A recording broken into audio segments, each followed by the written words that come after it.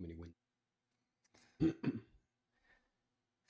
All right, guys, it is the Wednesday show, and we've got a pretty big show for you today. I think this is a playoff edition show, right?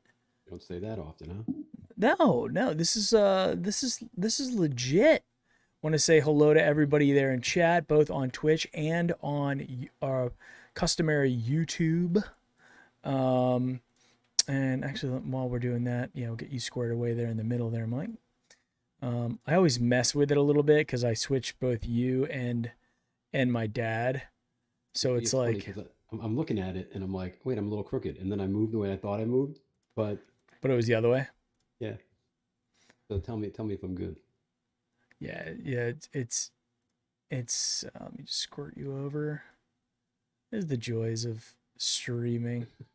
Um, yeah, guys. So we have a lot of excitement, a lot of things to be happy about. A lot of interesting news breaking type stuff happened over the last 2 days. Yeah. And yeah, we can kind of get into it all. Well, first off, let me just start off with this, Mike.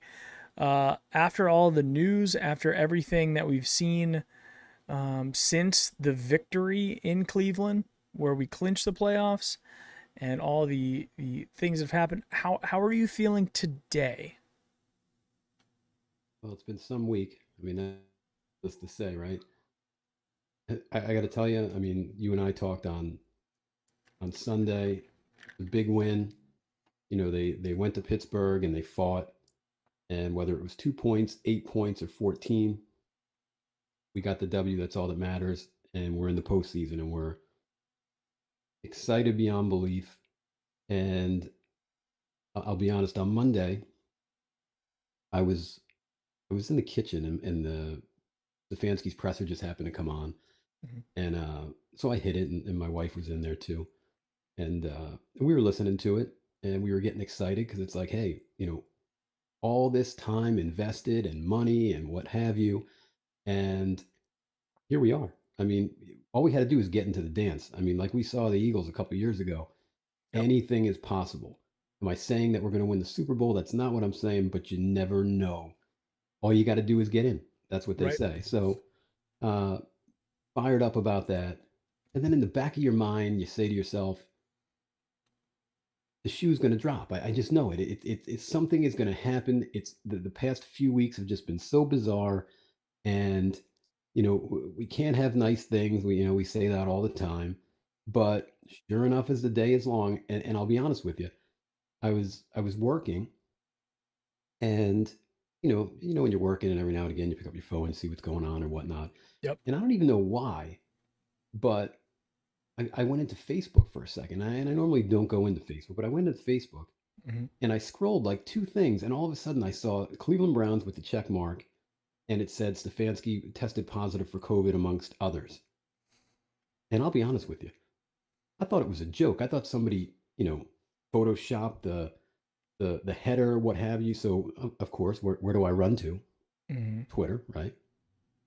And then as soon as I opened that app, it was just a floodgate. Yeah. And yeah, I mean, it's just been an emotional week, to say the least. And it's only Wednesday. And yeah, I mean, and then of course the events today. It's been a wild week, Mike. What are you thinking? Um, you know, I've been reflecting on it pretty much all day. I've been thinking about it. Yeah, Especially then, you got all this stuff going on in Washington D.C. today, which is yeah, wild. And you know, it just like it's just one thing after another, it really is. Yeah, over the last year.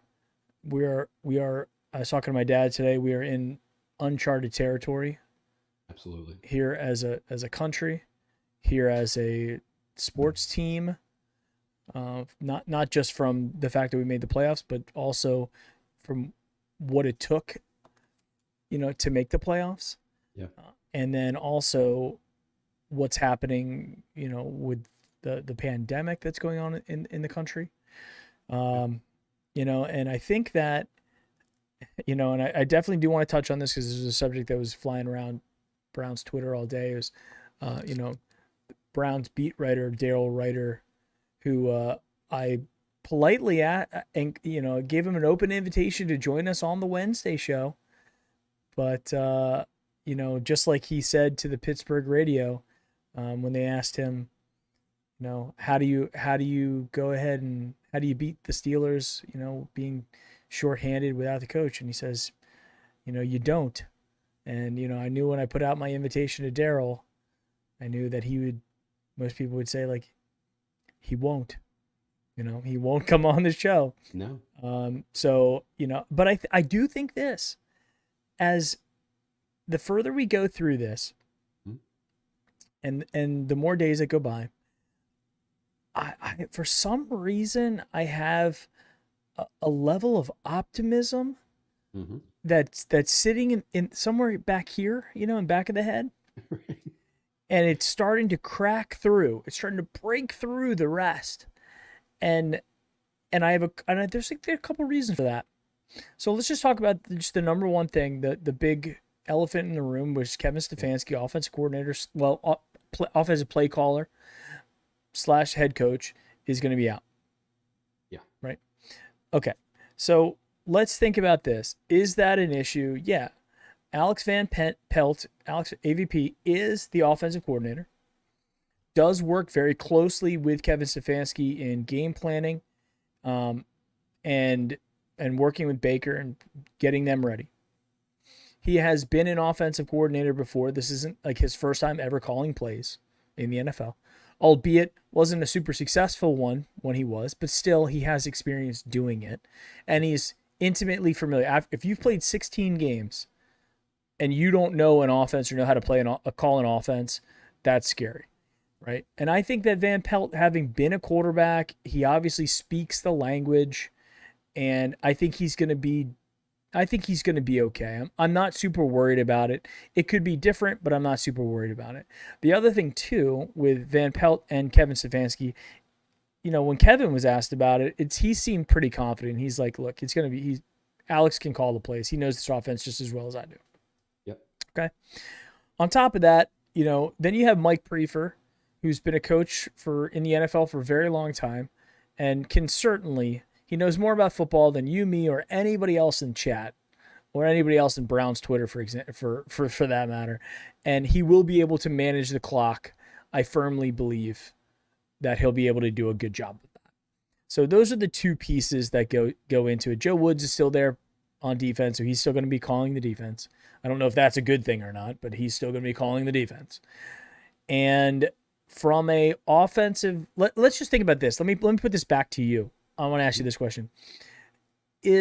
What's the bigger potential impact in this game? Losing Bitonio or Denzel not being available for the game, in your mind? So if you're saying if he doesn't pass protocol. Correct. Now I will say this while you're thinking. Yeah. It could be we lose them both. Right. But I want to know if we had one or the other is available, who's the bigger impact, Bitonio or Denzel? So I would say, so I'm going to put my optimist hat on, and I'm going to say that Denzel plays. But I'm going to give you two scenarios. I'll go back to yours. Okay. So let's say Denzel's playing.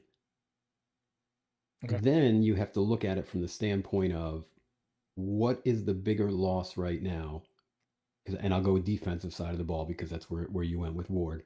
But is it bigger to have lost Bitonio, or I think another player that has sort of gotten lost in the sauce this week because of all the melee that's gone on is losing Ovi to the ruptured Achilles. Yeah. I think that is a very, very big one that we sort of haven't really talked about because the events of the week. But normally I would say that 100% Myles Garrett on the other side. It doesn't matter. You throw Adrian Claiborne in on the opposite side. and he's going to wreak havoc, and everything will be fine. But the problem is, as we know, is whatever strain that poor Miles caught, the dude, he can't breathe still. So we're looking at maybe a 75% Miles Garrett. Yeah. So without Ovi on the other side, man, we need these guys to step up. So that one's a tough one for me, um, in terms of Batonio or Ovi.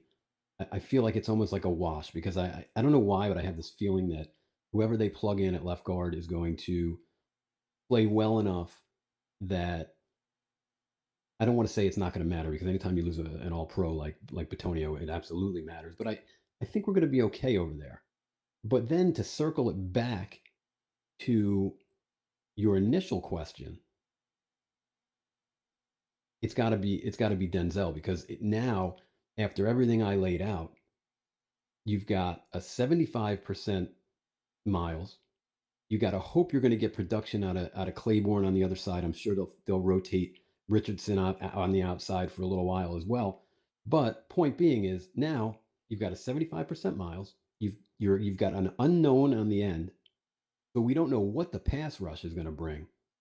And now, if you don't have Ward back there and you can't get to Ben, it's going to be a long, long night. So I Yeah. think the long winded, you know, scenarios that I played, for me, I think Ward is the bigger one if you had to choose between, the two of them. Yeah.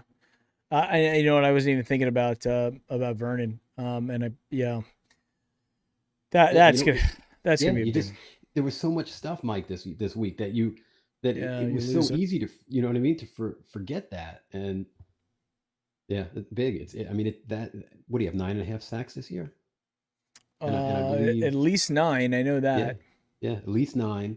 And I believe, if the stat is correct that I saw yesterday, he was, I think he's had the most pressure since week 10, and the number's 26. I mean, that's production, Yeah. and we lose that, so it's Yeah. tough. And that, I think that's really how you get to Ben at this point. You have to put pressure on him, and you have to force him into making bad decisions. Just like we forced Mason Rudolph into making a bad decision when Stewart picked him off. Yeah, Because when you give Ben an opportunity to sit back, survey the defense, and then deliver, he's still a very accurate quarterback. He still has a very big arm. So that's the point now where, Ben Roethlisberger can still beat you, but he's not as elusive as he's not elusive at all. right. It's funny. Jim Rome had a rant, about the Brown Station. I was watching that, and I was looking at some of the other videos. One of his videos is titled that Ben Roethlisberger at this point is unwatchable, and to this point, it's almost sad watching him out there. In the first 11 games of the season, he seemed like he was like, dude, this guy is playing his best football of his career. And then when Washington got to him, it it was like one tire got blown out on the car, and he's still kind of down the road, but Right. it's not running on all cylinders like it was running before. And if we can get to Ben, we can force him, to make the Ben Roethlisberger interception type passes that we've seen really throughout his entire career that gets overlooked because they just win a whole crap load of games because their defense keeps them in it. But Yeah. imagine if the Steelers had a shit defense. Oh, I and, mean, and and they're missing some key guys, so I think that helps too. And and the other thing too, with your question, a few minutes ago, and describing Ben, you're not going to get a Ben Roethlisberger play like you saw last week with Mason Rudolph dropping back, looking, going deep, going deep. They have this offense tailored to where, you know, Ben drops back and he gets the ball out. They don't want him hanging out back there with the yep. ball. So that's another thing that, a key to look into in terms of, of our coverage guys. Hmm. Yeah, and which is kind of a good thing. And I was talking to my dad about this today. it might not be a bad thing that we're facing Ben Roethlisberger. At this point, if you look at all the playoff teams in the AFC, every single one of them, if I had to hand select which team I would want to play in the first round, Right. it would be the Steelers. I think they're on the decline. They've lost 4 games to end the season, right? After starting 11-0, Yeah. you end up 12-4. Yeah. And you know what, Mike? You look at the schedule. I have it pulled up. I mean, early in December, 23-17 at home to the Washington, and then later on in the month, lose to the Bengals by 10. And you look at, a week later, and they're playing the Colts, and they barely beat them by 4 points, and they were at home. I mean, I know And they you were were home for, losing most of that game. and they were losing most of that game. And then I skipped a game. I apologize, everybody. If we go back to the 13th of December, the Bills took care of them. And then we took care of them last week. It was 2 points, but and they had a couple guys out, but so So did what? That's we. the other thing. Yeah, absolutely. And the other thing that's driven me crazy, because as you know, you can get down those rabbit holes when and looking at these idiots that are running radio shows over in Pittsburgh, who coincidentally that's probably who Ryder's chatting with. But anyway, that's another topic as we go along here. Uh, but they make it like their whole offense was out. Like they make it like they played, second string all along the offensive line, no receivers, no. The point being is, it was two guys, the center and the quarterback. Don't get me wrong, important spots, but don't make it out like we played, Yeah, the their the practice second squad. team. Exactly. Yeah. Yeah, I that mean, that was bugging me. I do, yeah, and I if you looked at the game, I was expecting them to go and play like almost like a preseason game where you'd have your starters in for the first half and then just kind of put in your backups, give them some more experience as the game goes along. They were trying to win that game. At the end, they were trying to win it, right? Yeah, They had Juju in there. Claypool, even though he got injured, they put him back in. I thought they were going to shut him down as soon that's as what I thought too. as Yeah, soon as he started hobbling on that ankle. And then Washington was in. They had Connor running the ball the whole game, right? I get it on defense. They didn't have JJ, I'm sorry, TJ. They so that I understand that, but we also didn't have Miles at full strength. yeah, So you could make an argument on both sides there. On top of it, even if Ben were to play, I don't think Ben's 100%. I think there's something wrong with Ben. yeah, If you look at his production and how it's gone down and how the team's played over the last couple of weeks, and especially that Colts game. That Colts game, they just barely hung on. You know, they had to come back big time, and the Colts just collapsed. I don't think the Colts are that good anyway, no, right? So, so yeah, I think that, and that's the part again, the part of my brain in the back that the rational part that's starting to peek out and go, you know what? Don't doom and gloom this whole thing. no. There's always a chance. My dad said it this morning. I don't know if he's in chat or not.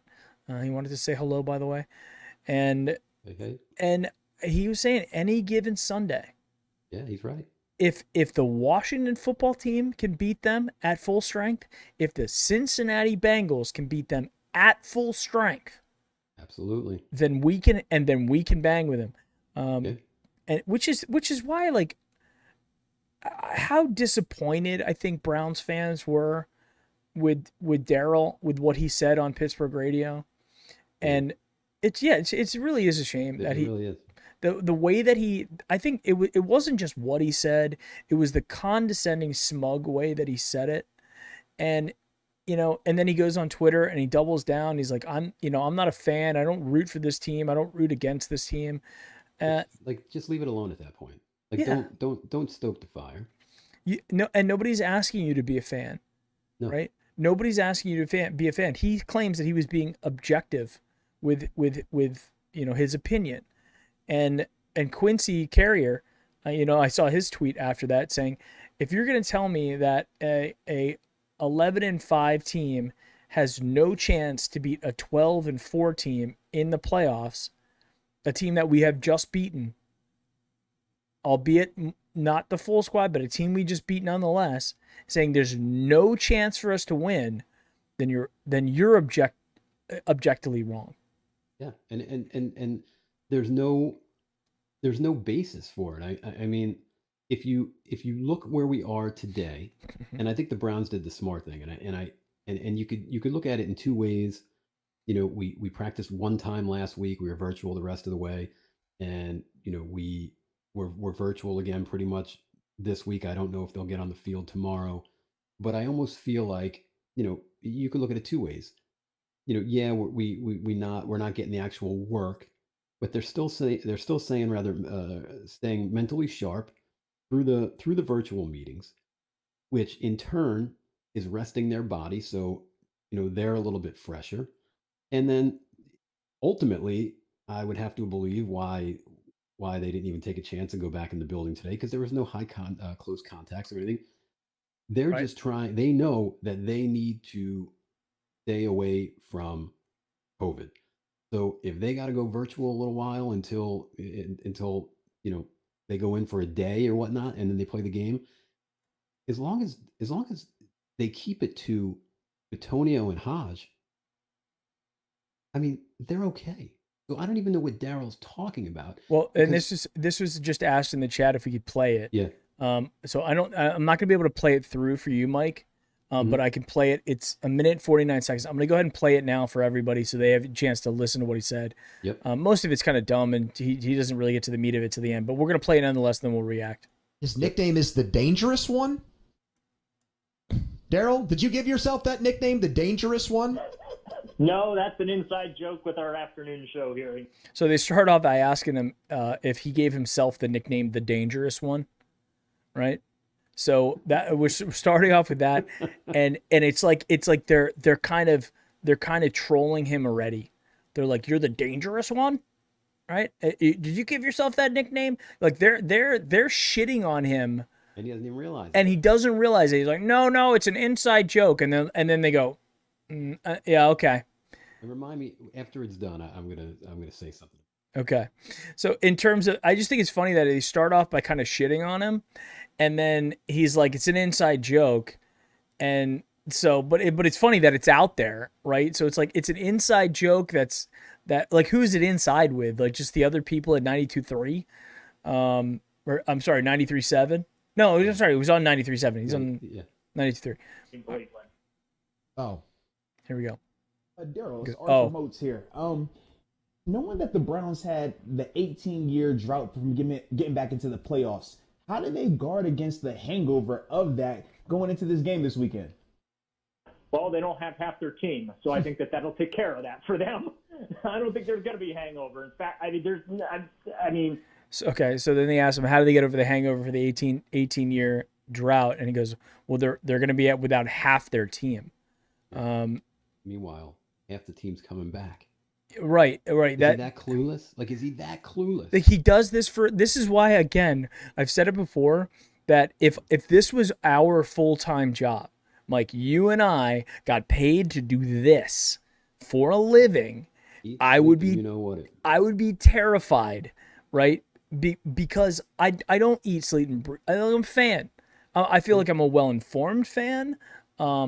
Maybe I feel like I'm pretty in tune with what's going on, both with the team, the roster, what happens on the field, etc. And even I looked at that and I was like, wait, he's saying that we're missing half the team. If he's being hyperbolic, right? Then I understand, but it didn't seem like that. It seemed like he really thought that we're going to be without half our team. And Mike, here's the best part, right? I have the list. So this guy goes on Pittsburgh radio, and what he's doing. I'm going to throw it out there real quick. What he's doing is it's one of those things where let's say you're a fan of a team and your buddy likes the other team and you guys are getting ready to play each other, and you're kind of you're more worried about what he might say to you if when the clock strikes 0 and you lose, that he's the type of guy that he's already like planting the seeds just so if we do lose, he doesn't have to take quote unquote the shit from those guys when they ask him to come back on the show. And to me, It's so that's weak. just being a coward. It is. It's just cowardly. He covers the Browns, right? Yeah. He covers the Browns. He's allowed to be, And he's not a fan, right? So what does it matter to him? right? Exactly. Like, why Right. be this pessimistic? Yeah, makes You no know? sense. And that was my biggest argument. I'm like, dude, your whole audience, like, does he think that he's a national, correspondent for ESPN or Sports Illustrators? Does he think that he's like some great thing? Right. That he has this giant, I mean, I know he's got like 50,000 followers on Twitter. I mean, congratulations. It's really not that hard to get that many followers on Twitter. It really, look at me, you know, it's not that hard to get that many. You just follow a bunch of people or whatnot. But the dude thinks that he's so grandiose that he's like, look, I got to keep it real, you know, for my audience. How out of touch It's crazy. he is. Because when you look at the list, right?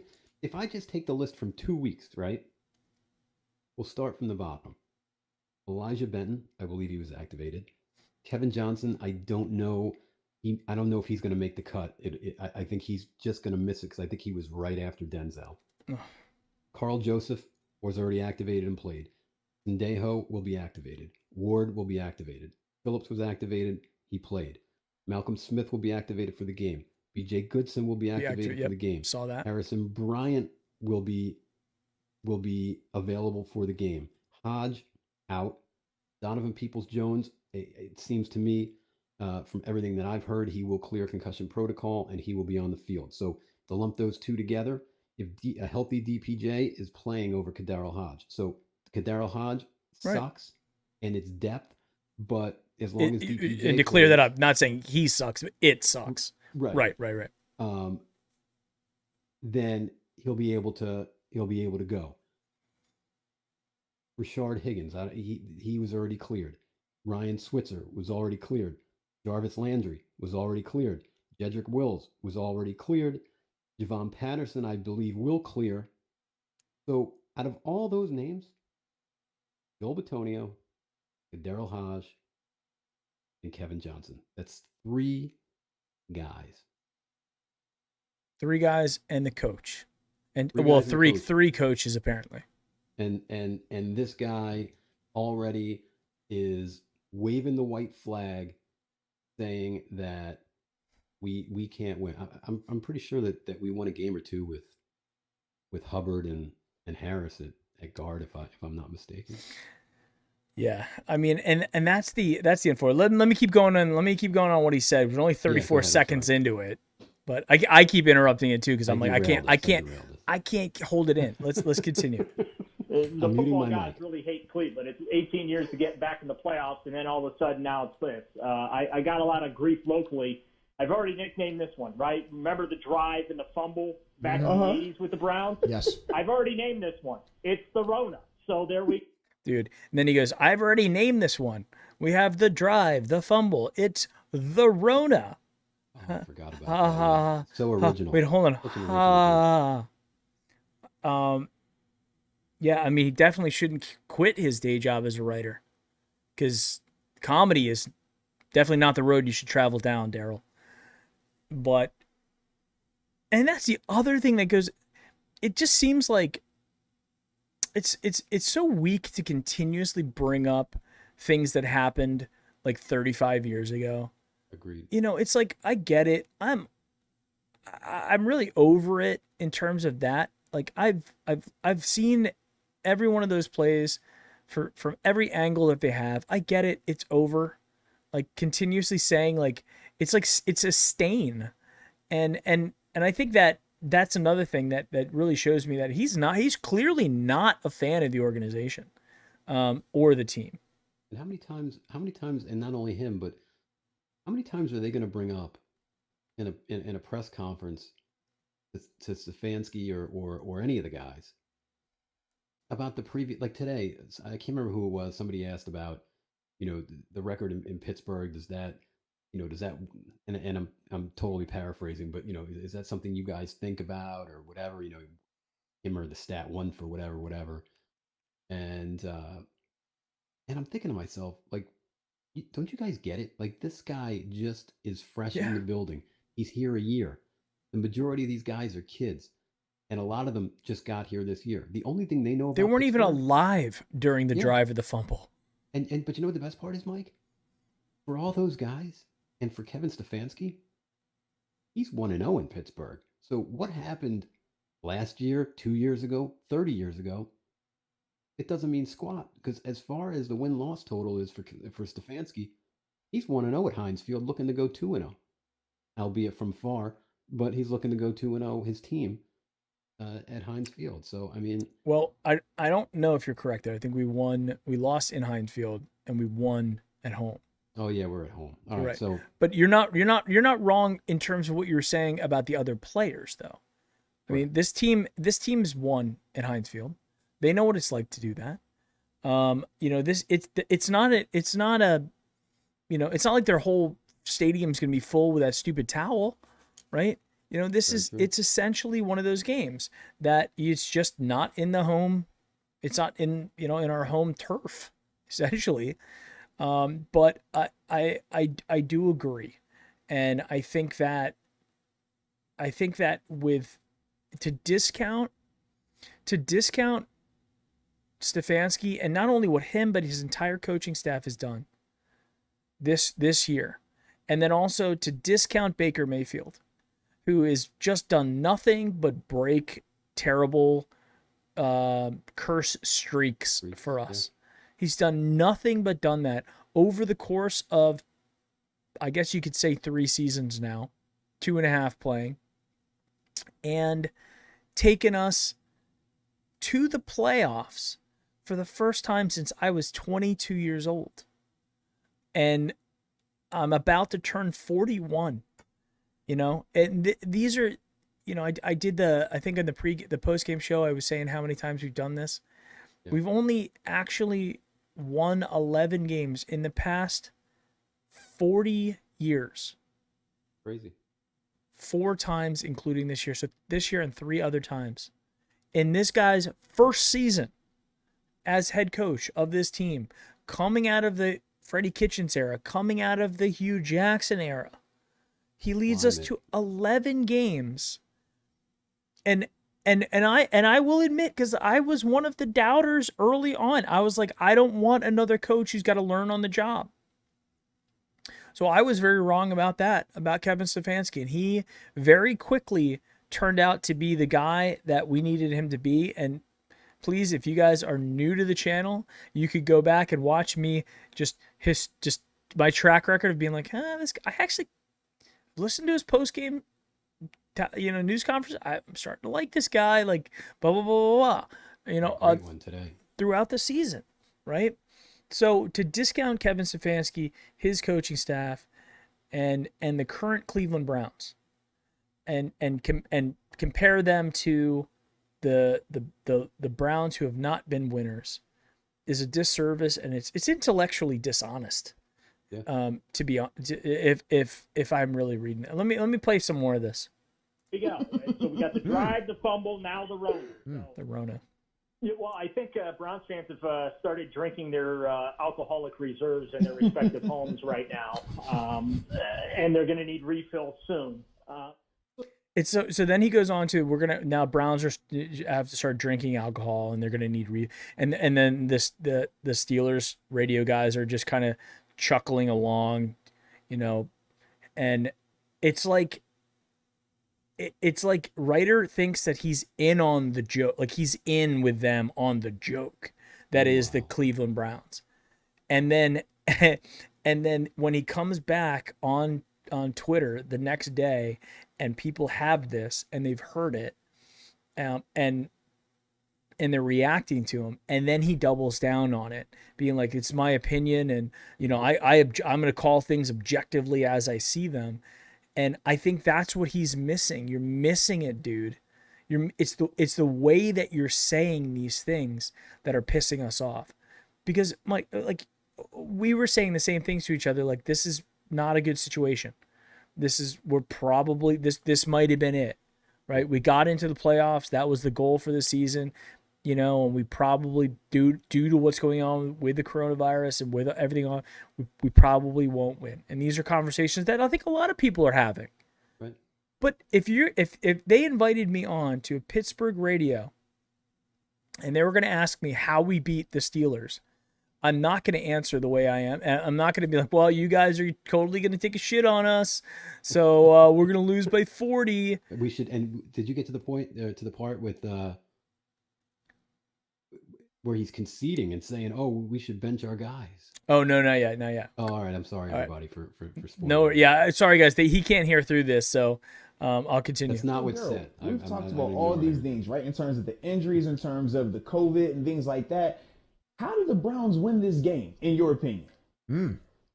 They don't. So they just asked, how do the Browns win this game, in your opinion, after having all these things happening with COVID? And his response is, they don't. And they go,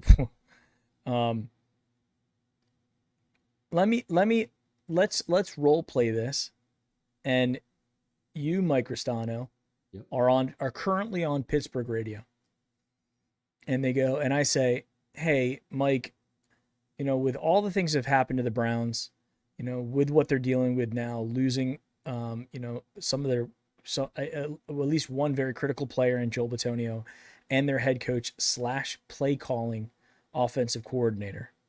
How do the Browns beat the Steelers? So if you look at it, is it ideal? No. However, you've got a guy that in Alex Van Pelt, who has called plays before. He's the guy that puts the game plans together with Kevin Stefanski. And if you heard Kevin Stefanski in his own words, he said, all I do is read the plays off the chart that I have, and then I call them, and AVP probably could do that better than me. So do you lose what Kevin Stefanski brings to the team on game day? You lose a little of that. These guys are professionals. They will be up for the game. They'll be even more up knowing that their leader, who these guys respect a great deal, and they're going to be up for this game. And look, Bitonio's out. Daryl Hodge is out. We're going to get a lot of guys back. We lost Vernon due to injury. We're not crying about it. All year long, this team has been next man up mentality. And if you go through our schedule, we've never lost back-to-back games. We've had 2 4-game winning streaks together. And this is after losing OBJ. This is after being without Nick Chubb for 4 games. This is without Wyatt Teller for several games. So, are we gonna cry in our milk that we lost our guard? No, it's next man up mentality.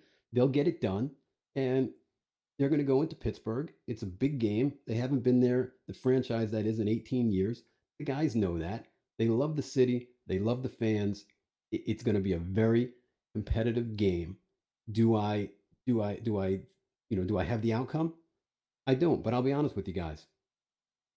I personally believe that this young Cleveland team is going to go in there and they're going to win by 3 points. That's how I feel, and we'll let the chips fall where they may. But yeah, that's how I feel about the game on Sunday. Yeah, and you know what I would do? I would also turn it around on them, and say, yes, like, how are we going to beat you? It's going to be clear. We're going to beat you the same way we beat you last week, right? We're something smug like that. Yeah, we're gonna run the ball. Baker's gonna have a great game. We're gonna get another one of our receivers back, and although I guess, yeah, we are 1 guy down, but it's no different than us having those, like you mentioned, having those injuries earlier in the season. If you're gonna ask me how we're gonna do it, are we gonna run the ball left, to the left side with the 2 rookies, or are we gonna run it to the right side with Conklin, with Teller, and with Treader? So we're going to run the ball to the right side, and we're not going to force the 2 rookies on the left to carry the load. Baker's going to deliver, And I think on top of it as well, and these are some of the things that are more, you know, they're not, you can't really measure them at all, really. But it comes down to the motivation. The Steelers have typically been in the playoffs. Yep. It doesn't matter as much to them, I think, as it does to us. I don't think it matters as much to the people in Pittsburgh, although they're excited. Don't get me wrong.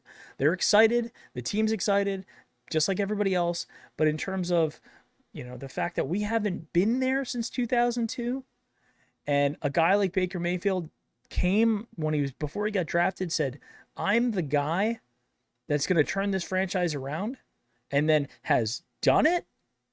Do you think he wants to go out in the first round? And then on top of that, your head coach who led you to 11 victories could have been 12 very easily if we didn't have, some of the worst luck in coronavirus history and in all of professional sports, right? Could have been 12. It was 11 games. And then also the guy who's been on the Browns the longest, who's got a lot of that soul of the Browns, the soul of our offensive line at least, having him be out for the game, you don't think that the players are going to want to play even that much harder? So then Kevin Stefanski gets to coach in the playoffs. Joel Bitonio gets to play in the playoffs. You think if the same thing would have happened if Joe Thomas was on the Browns, how hard the Browns would want to play for Joe Thomas to then play next week? Absolutely. Right? Yeah. I mean, you bring up a great point, because the one thing that I could honestly say, and I think you would agree, and I think everybody in the chat would agree, is that this guy came in, and we'll never know if the camaraderie would have been the same had they have been no COVID, no virtual meetings, and just met each other at the facility, whatnot. There's part of me that believes that having to go virtual early, and some of the exercises that you have read that Stefanski did with the team, I think that really solidified these guys, and there is no doubt in my mind that not only would those guys do anything for Stefanski, but they know that he would do anything for them, and in turn, they would do anything for each other. So there is, no doubt in my mind that the message in that locker room right now is go win it for Bitonio and Stefanski. Yep. And again, is it ideal to lose your all-pro left guard? Absolutely not. But I will tell you this. I'd rather it have been one of the guards than Wills or Conklin on the other side, because I think you can get away with different things if you're a little bit inept on the inside, as opposed to having to run somebody out on a left tackle, let's say, that hasn't really gotten that many game reps. For passing situations, I think you're absolutely right. Plus, you can run. You can always run away from. Correct. On that side, I think where the challenge is going to be, and what Joel Bitonio does better than I think any other guard in the league, is when he pulls. Yeah, I agree. And that's going to be the real challenge. The feel that he has for where he needs. He's like the opposite of our linebackers. Like, he knows exactly where to be, when to be. He has a feel for like what creases to get in. So I think you're absolutely right. Let me also throw this on top of it too. The Browns are a team that have nothing to lose at this point. We have nothing. We got nothing to lose. We got the whole world telling us that we're going to lose, that we have no shot. So we can play loose. We don't have the weight of the world on us. The pressure's on the Steelers. We're going to their house, a place that we don't typically win in general, let alone going into it in the playoffs. A team that we had just beat. So it's not like they had the Browns and then 7 or 8 weeks and now we're seeing them again. We saw them last week and we beat them last week. Now, when you look at it from a macro perspective, do we beat everybody? No. But there was a lot of one-on-one matchups that we did pretty darn well. You throw Denzel Ward in there over T. Mitch, And I think some of those passes, some more of those passes get knocked down or intercepted, right? And then on top of that, so those individual battles, I think we won. We also showed that we could establish the run with Nick Chubb. He broke that big run, okay? And then on top of that, so we're the team that I think is gelling together, coming together. We're even drag racing each other on the road. And you know what's funny about that is when I really feel the drag racing portion is like really loose. Like it wasn't like, these guys, somebody there was a chick in the road and waved the towel, and these two dudes, went for a quarter mile. They were horsing around, jumping off the line at a red light. As everybody knows that's in Ohio, the Westlake police will pull you over for 20 and a half in a 20.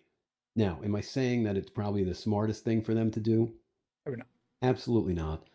They're kids. We forget that sometimes. I think the more concerning thing was Higgins had a joint in his car, and I don't know if you guys saw they released the body cam footage today, and the cop made him step on it and throw it. I mean, whatever. I mean, at this point, it should be all legal anyway. And I don't even think the NFL. It might be soon. Yeah. So I think that's the more. Yeah, more that is the more. But, I think you're right there, and not to cut you off, but when I say concerning part, it's more about decisions. Yes. Yeah. And I think that's where the frustration for me as a Browns fan. I'm not really all that upset about it, just so everybody knows. I'm not harping on them at all. They're kids. They're young, wealthy kids who have probably fast cars and are just dicking around. I mean, I'm in my 40s now, and was not drag racing, but I mean, I had my dad's Corvette for a summer, and one of the guys I work with had his Tesla, and we pulled up to a line, and I'm like, let's see who can do it, and he blew me away. But it's still like for about 8 seconds, it was fun. Yeah. And so I get it, and they happen to, it was the right place at the wrong time kind of thing. But it's more about the decisions. I think that is the critical thing for the Browns and the players. It's like we're getting COVID. We've got all these players that are sick. We got a guy with cancer literally coming to the stadium to possibly see his last Browns game, and you guys are doing crazy stuff and putting each other at risk and stuff like that. So it's decisions that kind of more bother me. Yeah, no, I agree.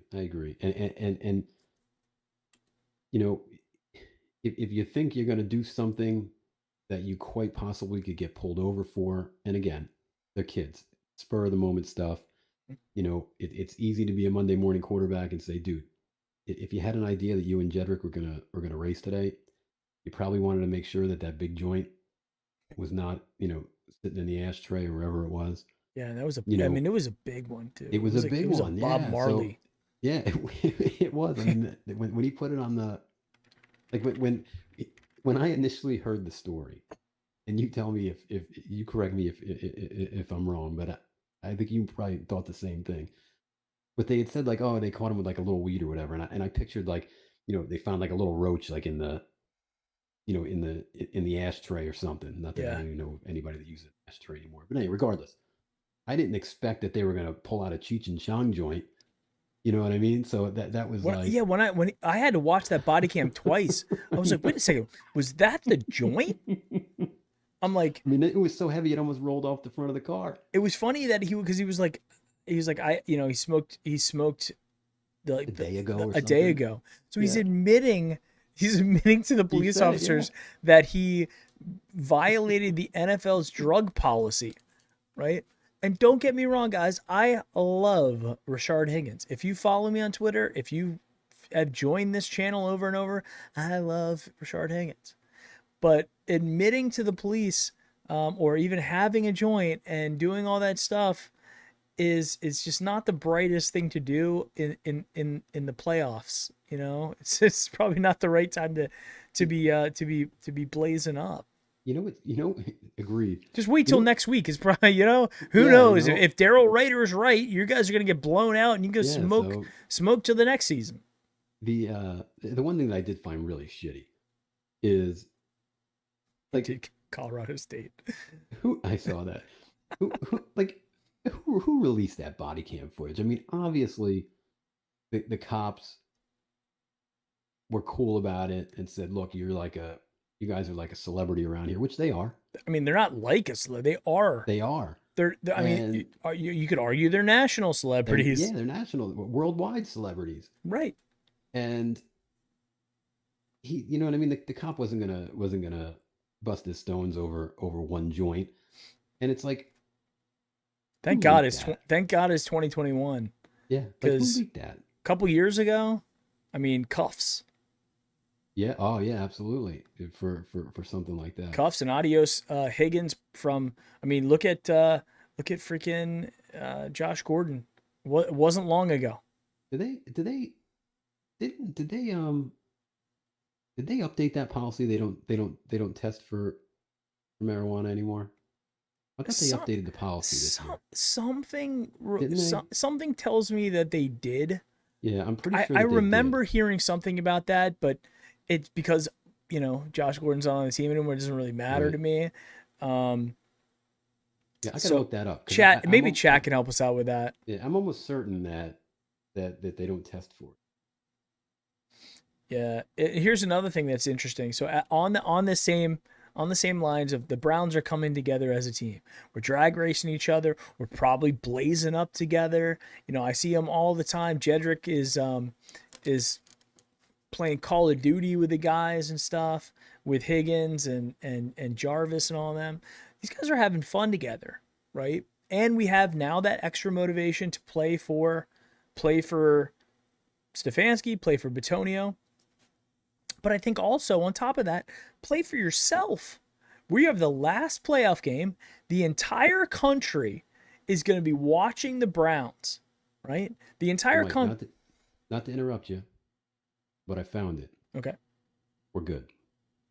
So under the new collective bargain agreement, players who test positive for marijuana will no longer be suspended. Testing will be limited to the first 2 weeks of training camp instead of from April to August. Why test at all? Right. And the threshold for amount of 9-delta tetrahydrocannabinol, or THC, needs to be found for a positive test. So he's good from the NFL regard. Yep.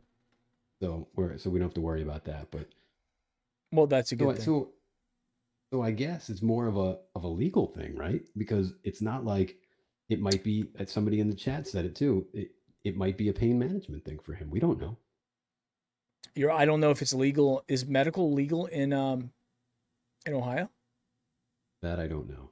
I will tell you this, interestingly. So in Florida, we've got medical marijuana is legal in Florida. I'm not currently a legal patient, but I do. I work with one of our clients who's a very big medical marijuana distributor and grower in Florida. Mm-hmm. So I have some business relationships with them, and I'm familiar with their top competitor as well. And so a couple months ago, I had a little bit of money, and I put it in some stock. And when I say a little bit, I mean just a couple $100, in some stocks. And today, medical marijuana stocks shot up. I mean, they were up like 10%. And so I did pretty well today because everybody thinks that Biden's going to legalize recreational weed throughout the country. So that will be a good thing. Just for anybody out there, look at your medical cannabis stocks. I'm not a stockbroker or financial advisor by any means. I can just tell you that today was a good day for me in the market. But what I wanted to say was another thing that is going under the radar. Mm-hmm. Okay, this is under the radar, but something that I marked down to bring up on the Wednesday show. Oh, I'm excited about this. Okay, so so again, as we're talking, so we set the stage now. The Browns have everything to play for. We haven't been here in a long time. We've got players that are gelling together and like being around each other, right? We have a team. We're playing for Stefanski and Batonio. And these guys are now going to be on national television, having just entertained the entire country with that Ravens Monday night game, right? So people aren't like, oh, I gotta watch the Browns. No, they're like, oh, I want to watch the Browns. I want to watch Nick Chubb. He's been on a lot of people's fantasy teams. Also, also Kareem Hunt's been on a lot of Jarvis Landry, Hooper. These guys have been on fantasy squads, so people know them, right? This isn't, in the years past, it's like, don't ever draft a Browns player, no matter how much you like them, because we never scored points. Well, we scored a lot of points this year, right? Baker Mayfield as well. So we have stars that people want to watch. So a lot of positive mojo, and I think we're trending. I think we're trending positively in terms of like just our winning. We're winning more than them. But here is the thing that went under the radar. Okay, you ready? Ready. I'm sure you caught this during the game, because I sure did. Steelers defensive lineman Carlos Davis and Isaiah Buggs getting into it, fighting right in front of Mike Tomlin. They asked him about that the in sideline. the press conference. Yep. What was his response? Yeah, you know how Mike Tomlin is. He basically said, those are two solid guys that love to battle with each other, and then they were having a conversation, paraphrasing, but that's pretty much what he said. But we caught that. He downplayed that quite a bit. Yeah, he did. And I think, keep in mind this. I think a lot of the players were probably pissed off at Juju for doing the dancing stuff and bringing a lot of bad mojo to the team. I think the Steelers are becoming a very unlikable team. I think there's a lot of people out there that still don't like Ben Roethlisberger for the stuff that he's done in his past. And, unless you're solid tweet today. I appreciate that. I do. I appreciate that. I think people are still pissed off at him for that. I think the allegations, and I don't have any insider information about this or not, but the allegations that he's, not a very team-oriented guy that Antonio Brown had said about him on his exit on the way out. So there's some stuff about Ben. I think that Mason Rudolph, also in the quarterback room, is probably not the most well-liked guy in the world. I don't think Tomlin has the most amount of confidence in him. And then on top of it, like I was saying about Juju's dancing and all of that negative publicity. I look at Juju and I get it. I don't think he was doing it to be disrespectful, to dance on the logos. I really don't. I think he was doing it more to be cute, to be like, hey, look at me. I'm out here, just to almost more like to mark where he is. So then he could put those TikToks together, be like, I danced on all, at all of these stadiums doing this thing. Whereas, I think more of like the Terrell Owens thing was like, I'm going to stand on the star as a sign of disrespect. Right. But I do think that is in the mind of a lot of the people of the fans of those teams. When you come to another team stadium and you stand on their logo and drag your feet and dance around, it is a disrespectful thing, I think, in American culture. Right. You remember when T.O. was doing his thing on the star, Emmitt Smith, and I can't remember who the safety was at the time, but they took care of him. Yeah. They just ran after him, just smacked him. Yeah. And it's a sign of disrespect. So, and I think the fans of those other teams, when they caught on to it and they saw what he was doing, really got pissed. And I think the other players got on the other teams got pissed. And what did that do? It started getting them motivated. I want to beat these guys. When these are professional athletes, right? These are the best. These are freaks of the planet. They are giants, right? And they're the fastest, the strongest. They can throw the farthest. They can kick the farthest, right? These are just people that are on a different level. And if you give them something extra to be motivated by beyond money, beyond their current status within their organization, if you give them an enemy, right? And this is why, as you and I were talking about this on the post-game show, when the Browns were kind of mocking them doing the dance, and and Mac Wilson was putting that on TikTok, we had the same take against our players, being like, guys, you don't need to give them a huckleberry. Yep. You don't need to give them anything, any fodder that they could put up in their locker room and be like, these are the guys that mocked you. Right. And I think that's the thing about Juju. And then on top of it, you got this.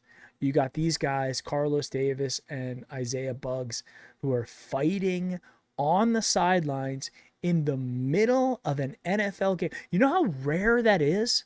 Yeah. I can remember,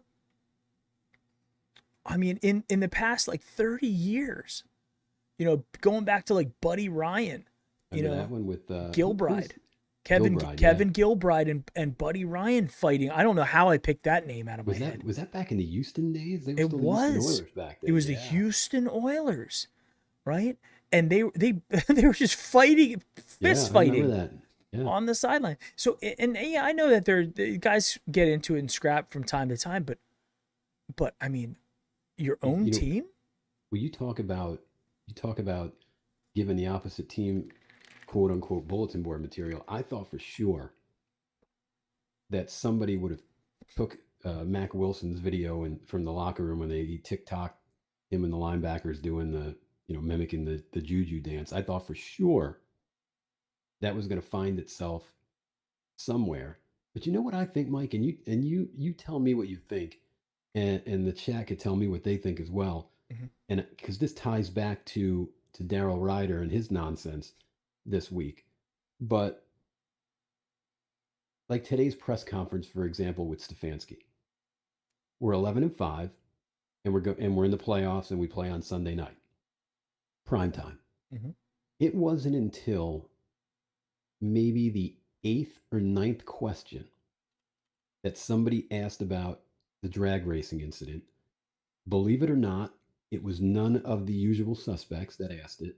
I can't remember exactly who it was, but it wasn't Mary Kay, and it wasn't Ryder, and it wasn't Grossi. But I think in their defense, even if it was, it's a you justifiable question. But the thing about it is that I found is when you're winning and you're in the playoffs, that kind of stuff sort of falls underneath the rug. And like with the drag racing incident, it was brought up, but it was just a little blip on the radar, as opposed to if that was his exit interview, on the Monday after, oh my God, forget about it. You would have had a day of our own beat writers beating the hell out of Stefanski, asking him what's going on. You got no control over your team. The national media would have ran with the story. Yep. And that would have gone for the TikTok video as well. That would have been a national. Yeah, there would have been a narrative that would have been created over it. You're absolutely right. Absolutely. And now you're winning, and that stuff doesn't really take as much, effect, if you will. Yeah. Yeah. In terms of that. I think that I think we talked about this a lot. I think we're a very young and emotional team. And I think that we don't. Lace Nick says, Mike Killi, please don't end the show until 1 a.m. Please. Are we talking about this show, or are we talking about the Sunday show?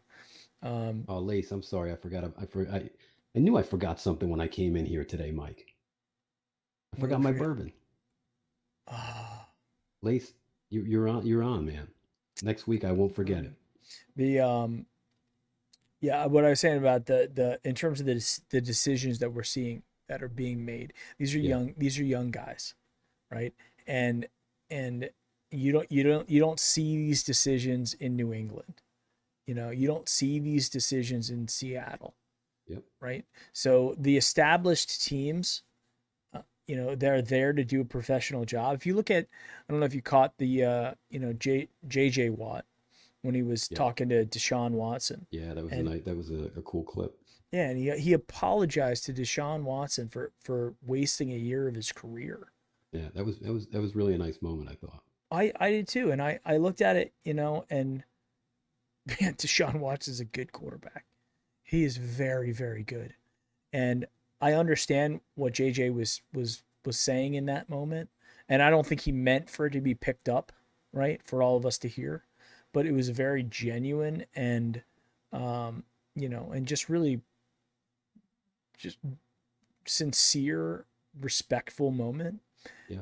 And then those are guys that, like, JJ realizes how special it is to win in the NFL. How hard it is to win in the NFL. And we've got a lot of these young guys, and I'll give, like we were talking about before, they don't think that this is a cursed team, because a lot of them didn't live through it, or they weren't there. That when they see old clips of John Elway or Brian Sipe, they don't know that's so foreign to them. That's like me seeing clips of like Vietnam, which happened 10 years before I was born. I recognize it happened. I can see it, but it doesn't personally affect me because, I wasn't there. Whereas like the war in Iraq and Afghanistan, guys that I went to college with and high school with went to those areas. Those wars affect me more than, the tragedy that was Vietnam, which is more about, when my dad served. And so I think my point is, these guys they're not quite good at making all the decisions that it takes on and off the field to be winners yet. Yep. I think they proved to themselves that they have the talent this year to do it, right? And now they have the leadership to do it. But it's going to take some maturity over time, and I think, I don't know about you. I think it took me a long time to mature as a human on this planet. I certainly don't think I'm a perfect person by any means, but the decisions that I made when I was younger, in my teens, in my 20s, and I don't know if I'd be sitting here today talking to you if you would have handed me millions of dollars and fame in my 20s, right? And it's almost like it's the curse, right? It's like when you're young, you're young and dumb. Yeah. And your brain hasn't completely developed yet, and they hand you money, and they hand you, you're seeing your face on television. They're talking about you on sports radio programs. There's probably women that are flowing, like the salmon of Capistrano. What's the guy? Not to cut your thought. I don't know if you saw it. The Isaiah Wilson. Did you see that? Did you see that clip earlier this week? The Tennessee Titan left tackle. Yes. They drafted him. He was supposed to be a very good player, like in the mold of, he was like the tier after, Jed and Kai Becton and what have you. And if you remember when they played against us, he was suspended for some sort of conduct to the team, and he's still been, in limbo. Mm-hmm. And they just caught him on it was on a video the other day. It was him and like, I don't know if he was on a boat or in a strip club, but it was like him and like 8 chicks, and he was throwing money around and obviously breaking protocol. And it was funny because the way that it was kind of blurry or not, but he wears this big panda necklace. It's like a big panda head. And there was no doubt about it. It was him and like 6 or 7 strippers and no masks and a lot of dollar bills, and the drinks were flowing. So, and I just wanted to say that to your point, there's a kid that is right there in the scenario that you just laid out. Yeah. I mean, I don't want to judge any of these guys because I've certainly never been, I've never walked a mile in their shoes. Yep. Right. But I can tell you that I've been 22 years old before. And I remember how confusing that time in life was. And, that's why I think a lot of these guys come back to the Browns. A lot of these guys who have left the Browns, still come back and they it's almost like part of they want to identify as a Brown. Yep. You know, Metcalf does that. You even see some other guys, Webster Slaughter, Langhorne, Even Biner comes back. Biner, right? Who arguably had probably his best years as a Redskin. And you know who's always a dog pound captain? Brian Sipe is always at least a game or two. And, you know, and Brian Sipe for a long time stayed away. Yep, sure did. And I don't know if that was a Modell thing. Yeah, You know, I don't know if it was that or because he was coaching in San Diego, I believe. He was a college coach, I think, for a little while, Yeah. if I remember correctly. From But what yeah, I remember, and I'm not 100% sure. Chat, keep me honest on this about Brian Sipe, but I thought that he was like he just wanted to stay away from the NFL and stay away from the Browns. I don't think he realized how beloved he was. You know, a lot of my dad talked about Brian Sipe, so I didn't see a lot of Brian Sipe until a lot of the old videos started showing up on YouTube. Because you know they didn't do those year in review stuff. You know, the NFL films, I didn't have them from like the Sipe era, right? So I didn't see a lot of that. I grew up with Kosar and all them. So, but when I did start seeing them, I mean, man, that guy, he could throw the ball. yeah. He really could, and I get it. When you look at his stats, I mean, they don't knock your socks off, you know, career wise statistically, but He's a big guy. yeah, thin, skinny guy. You know, he looked like he probably was wearing like a size 31 waist. Just real skinny, and he had big jersey. he had the girdle, you know, the Yep. girdle wings hanging off there Yeah. back in the late 70s. I like that, the girdle wings. Yeah. I'm gonna have to work that in. So, Gotta get the girdle wings in there. You girdle gotta ask about that. wings. If somebody a game worn girdle, get it signed. Yeah, I'm gonna look on eBay for that. Dude, by the way, this just reminds me, Oh man. and this is weird, and I don't like to talk about dreams because I think it's the most annoying thing in the world. But I will tell you this, Yes. and you and I have talked about this before. Yeah. The Browns stadium seats, you know, Yep. on eBay, and so that's a freaking rabbit hole you go down. oh man, so I on Sunday night. Oh boy. I go to bed, and I had sort of I had a Browns nightmare, right? And this is like, and the only reason I'm bringing this up is this has now it's a reoccurring nightmare because I've had this sort of thing in the past. Yeah. Where I'm in Cleveland, and I go to the site where they're tearing down Cleveland Municipal Stadium, and it's dark. It's at night. And they're in the midst of the demolition of Cleveland Municipal Stadium, and you're stealing seats, aren't you? Well, in this particular dream, they let me and my dad in, and we go to the dog pound and we sit down. Yeah. And you know they're working on the other side of the stadium, and I tell my dad, I was like, hey, I think we could just take these seats out of here if we want, you know, like let's just take one out. So we rip out a seat and we leave and we go put it in the car. And then for some reason, my wife and my kids are out in the car. So I'm like, hey, I'm just going to go in and get one more. So I go back in and I take out the seat and I go walk past the front office and there's a security guard there and he sees me and I'm just like, oh God, I got to get out of here. So he follows me out. And also along the way, for some reason, there's a whole bunch of Tommy Vardell Stanford helmets. The little micro helmets on the way out. So I grabbed one of those too. Talk about random. This is what's going on in my brain. When I'm like, it's rent free. The Browns are in my brain all the time. My Tommy Vardell, and I think of Ram Man from He-Man. But go on. Yeah. So I grab a Tommy Vardell helmet, and the security guard chases me out, and he goes, "Hey man, you got to pay for that."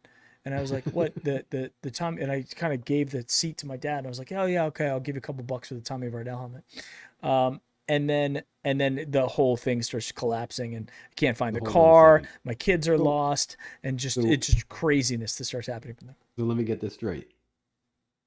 You cleared the two seats that probably have a street value each of about $500-$600.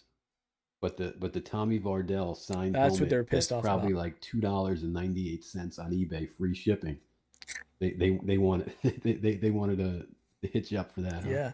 And the moral of the story is if you want to go and commit a crime in your sleep, only do it once. Don't do it twice. Because the second one they got me on. They're like, all right, dude. Like, That's when your conscience hits you. so I woke up. I woke up on Monday morning. I went on eBay. I found one seat, and a guy I think he's probably still up there. He wants $315 plus $136 to ship it, and I offered him $200 plus the $136 to ship it, and he declined the offer. You know, I've had that too, where it's not even. And my brother is my two brothers are like big eBayers, and I'll like a scenario like yours. Let's say like there's something. Let's say it's a chair, and it's $300. And look, if you're going to make an offer, I mean, there's no rule that says, if you're asking for 300, then I can't make you an offer for, let's say, $125. Yeah. Now, maybe I might have insulted you, but I mean, I don't know until I try, and that's why I get 4 tries at it. Dude, But dude, you mentioned that stuff to my brothers, and like they have a whole because they sell a whole bunch of stuff, so they have a whole science to it. So like in their mind, when I was having this conversation with them, and I can't remember what the item was or whatever, like they were actually angry at me because I quote unquote disrespected the eBay seller, and that's just a no. yeah. So you know what? No, I don't know no. the rules. There's no rule. There's no rule book for eBay. You know what? So if you're gonna make an offer, then you gotta live with it. Yeah, and Nick Capretta says, does your wife know you have those dreams? I told the first thing my wife came in the room. I think she was doing her Peloton. She came in the room and I was like, I had a crazy dream last night, and I told her about it. And she was, and I hate when people tell me about dreams. I'm like, it's annoying, unless you can tell a story really well, right? Then fine. But it's most of the time it's like just nonsense. I don't care what your subconscious is doing. I don't really care about that. But I was telling her, and she was just like, and I went into a lot more details with it. She was like, what happened next?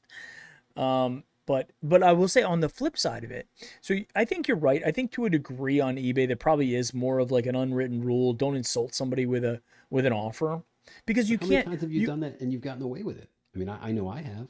I mean, okay, that's why I sat there and I was like, well, for me, I'm not insulting somebody with an offer. I'm saying this is how much I'm willing to pay for an uncertified Correct. chair. It's not like you offered $5. No, if I think $200 Very fair. Very, very fair. plus the 136 to ship it. And it doesn't cost $136 to ship that thing. I honestly have no idea. Making a little profit on that. I have no idea, but you're probably right.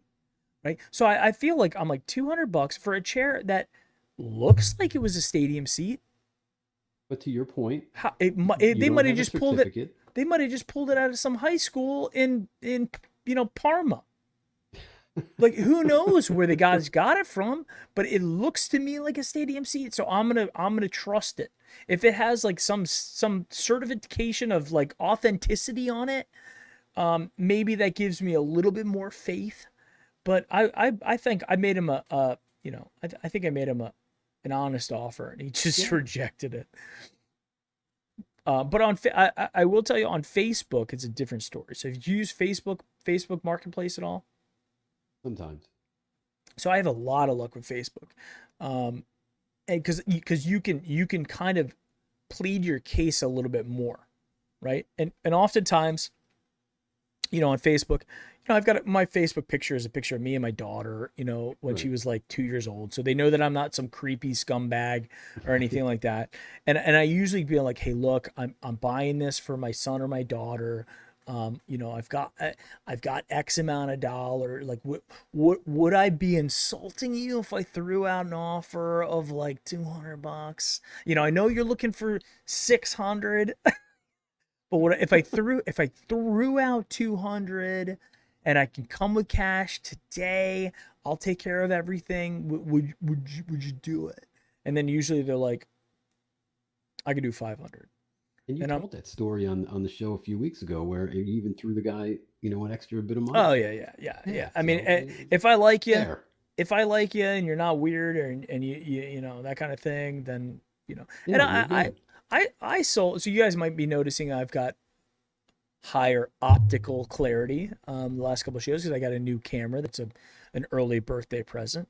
And I sold my old DSLR camera, my Canon T3i that I hadn't been using in a long time, and it doesn't work really well with current, streaming needs. But this new Canon M200 is like built for this, right? So I was like, okay, well, it's a $500 camera. That's a lot of money. It's, just for where we are, like $500 is like a lot of money for a birthday present, right? So I was like, let me offset that by selling my old camera. And initially I had it up for $300, and nobody even bid on it. And then I'm looking around, I'm like, there's a couple for like $250, a couple for lower 200s. I found the box, I added the box to the picture, and then I put it up for 200 and immediately was getting hits. And I told them, and some guys were coming in at like 125, 150, and I'd say to them, hey, and one guy said, I'll give you $180 and I can do it. I can do it tonight. And I said, if you give me a deposit, I will take the listing down and we'll work out, and that's fine. But if you don't give me a deposit, I'm leaving it up until you say you're on your way. And then honestly, until it's staying up, even until I'm not taking it down. Yeah. And I tell them, like, hey, I got an offer for 180, and somebody's like, I'll give you 150. I'm like, did you just hear what I said though? I have an offer for 180. If you give me the 200 I'm looking for, I will sell it to you because this guy's you snooze, you lose. And was able to offset it. But I like Facebook Marketplace a lot better. Yeah, you told me that's that's definitely your jam. Yeah, it's just like, and I'm a guy. I don't think I'm gonna get, assaulted. Don't jinx it. Right.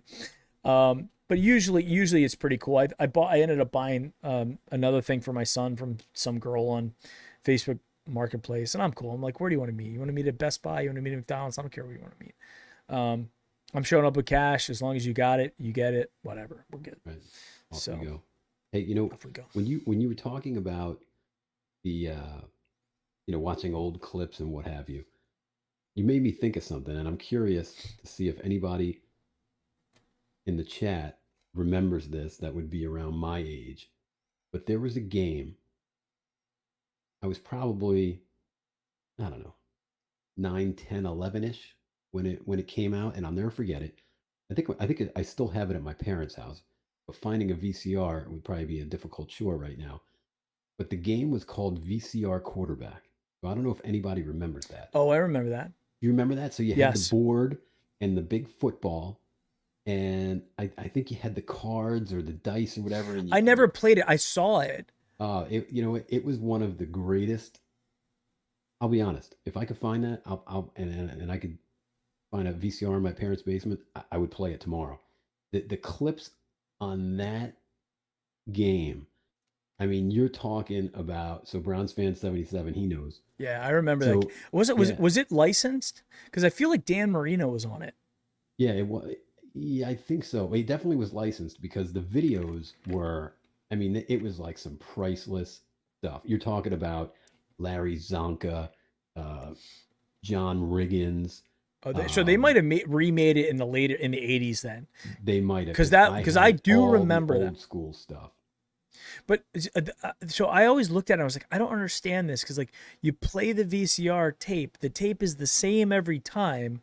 So wouldn't you just remember what the first thing? It's like watching a movie. You watch Star Wars. Okay, the first thing they do, Darth Vader comes in, then you meet Luke Skywalker, and then you meet Obi-Wan Kenobi. Don't you just kind of know the progress of the tape?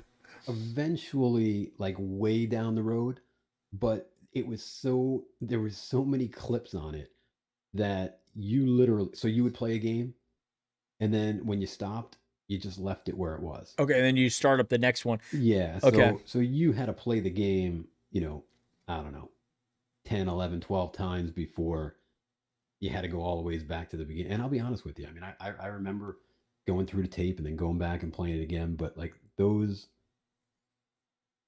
clips were just priceless, and it had the like the old school music, like that the NFL theme. Yeah, the old NFL music. You know what I'm talking about? Yeah. And yeah, it was just a cool game, and I'm glad somebody. So do you ever? So I remember a lot of like old So I learned football from games and video games Yep. because I was a baseball player growing up. My dad was a baseball player. I mean, my dad played football when he was in high school, and I want to say he probably played in middle school, but definitely played in high school. Yeah. But he wasn't like my first love growing up was baseball, Right. and I didn't get into football till I was probably like 8 or 9 is when I started getting into it. I didn't really get into it until I was probably like 11 or 12. Yeah. So I didn't know anything. I remember when I first started playing football, the coach was like, "Go play tight end," and I was like, "I don't know what that is. I don't know where I go. I don't know what I do. Do I get down on a 3-point stance? I didn't even know how to do that." And so my cousin got the original Tecmo Bowl, and we started playing it. And when they hit the hike, and then and all the guys are flying all over the place, and I'm like, "What is this chaos of a game?" And then so we started playing that, and then there was another game that he had, and it wasn't a card game like playing cards. It was basically a dice game where you had a board. It was like a rectangle, and then you had plays which were like on these cards. And so like you would have cards for defense and I would have cards for offense. And so I would select a play, put it down on this board. You would then take a card, put it on the board, and there'd be like little like things that popped up, that would say like what happened, and then you'd roll a dice. And I just remember that I learned what the flea flicker was from that, because it was like if you played the flea flicker, it basically didn't matter what they did. If you rolled a certain thing, you're going to score a touchdown. So it was like we'd always be calling the flea flicker over and over and over. That game, did you remember the little handheld football game with the little blink, blink, blink going back and forth? So that game, and then it wasn't until and then I'll tell you what, when I really started getting into the Browns and I really started getting into the NFL was I had a computer game, a PC game called Front Page Football. And initially, Front Page Football did not have the NFL license, the first version of the game. And this was on the old 486 days. So anybody who knows, like, this is when they had IBM compatible machines back in like the Prodigy Online. So we're talking like 88, 89. And then they came out with Front Page 2, and I think even like Front Page 3. It was like all the way up to like 1993 they came out with this game. And so Front Page Sports Football, you could design your own plays, like actually draw them out, like almost like with MS Paint, right? And this was way before you could do that in any like Madden game or anything. Mm-hmm. And then before they had the NFL license, I had to go in and physically type in the name of every player on every team in the NFL. And it was just I would just sit there and go, all right, today I'm gonna do the Detroit Lions, and here we go. And I'd get the newspaper, and from the games, and you only have the people who had stats, so I just left the offensive linemen alone and stuff like that. But I used to get the Browns newspaper. Do you remember the Browns? I think we might have talked about this. Yeah, we did. I'm laughing at the chat right now about the hard bubble gum you'd get in the cards. Oh God, yeah. So I would get the Browns newspaper report, whatever it was called, and they had every player, and they had all the numbers, and they had all the different stuff. So I typed that. I made sure every one of the Browns were in there, and I designed plays, and that was how I really were ahead of your time, Mike. I learned football through the PC, and that's one of the things that later on when they Madden came out and stuff like that, and then Madden Online came out. When that came out, and I haven't honestly really played a lot of Madden in the last 15 years, but early on in the early 2000s when Madden came out, or Madden Online, you could obviously play on online gaming, and a lot of it was about just the win condition of the game.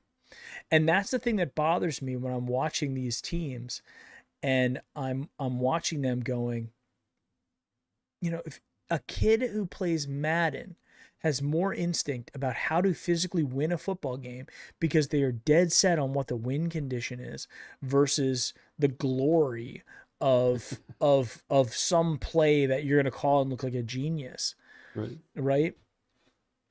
Do you remember opening up the cards that had the gum in them? Yeah, I mean, Gary, I definitely do.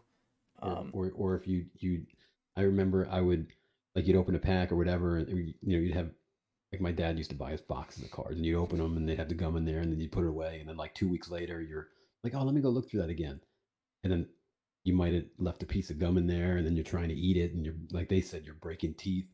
Oh, That yeah. gum was, and it would lose. That's the only gum that loses its flavor quicker than the Juicy Stripes. Oh, Remember the Juicy Stripes? I remember juicy fruit. Juicy Fruit, yeah. Yeah, No, okay. no, Juicy, the Stripes. Remember the Oh, Stripes?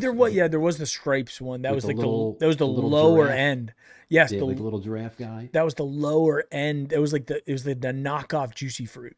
Yeah, well, Zupan's making me laugh too, because he's asking if anybody is old enough to remember Intellivision and ColecoVision, and I got to tell you, Oh yeah. I was the pitfall master, to the point that I mailed away, and they sent me the patches for my jean jacket back then. I'm dating myself, but yeah, So were you a ColecoVision or a Intellivision guy, or Atari I was guy? I was an Intellivision guy. My cousins had the ColecoVision, but what's so wild is when you think back, and the last time I had gone to my parents' house, my dad was like, "Hey, do you remember this?" And it was my Intellivision, and I mean, talk He about, still has it. yeah, and talk about, like, Wow. coming from. I mean, that thing was shaped like a cell phone. It had a circular disc that you had to move around. And I don't know if you remember this, if you played in television, but it had it on the cell phone looking thing. It had push buttons, and they were numbered, and so it was like Yeah. 1, 2, 3, 4, 5, 6, 7, 8, 9, and then whatever game you had to slide the card in, and then Uh-huh. it would say, jump or whatever, and then that's how you controlled everything. But it's Yeah. just so wild to think back, like, to where we are now with a remote control, as opposed to, Dude. I mean, it was like using duct tape on a space shuttle. It was so my first game system was the ColecoVision. So and my dad probably bought that when I was probably 3 years old, cuz I had to been able to do it on my own, so it must have been Yeah, about 3 years old. And we had Carnival, Yeah. Donkey Kong. What a game. I want to say we had Pac-Man as well, but I could be wrong about that. But I know we had Donkey Kong, and I fucking hated Donkey Kong. I was like, this is the dumbest game. And Like, I you love Donkey Kong. That's I so mean, funny. I do now. I appreciate it now more, but I hated it when I was 3 years old because it was so damn hard. Yeah. But we had a couple. I do remember slipping the card in, and the cell phone. It wasn't like a cell. It was more like a cordless phone, like how thick that thing was. Yeah, And then it had yeah. the spiral cord. Yes, I had the spiral cord. Yeah. And then you could kind of clip it to the console as you put it. What a piece of shit that thing was. Yeah. But It's it is. It's crazy. Like when and we totally went off on like a whole tangent here, but just where gaming has, and this is right up your alley, but where gaming has come, where it started, and where I remember my dad coming home from work. We were in Cleveland at the time, so I mean, I was like 10, 11, 12, something like that. Mhm. And he came home with this box, and literally it had two weird controllers that were attached to it, and a button that turned it on, and then another button.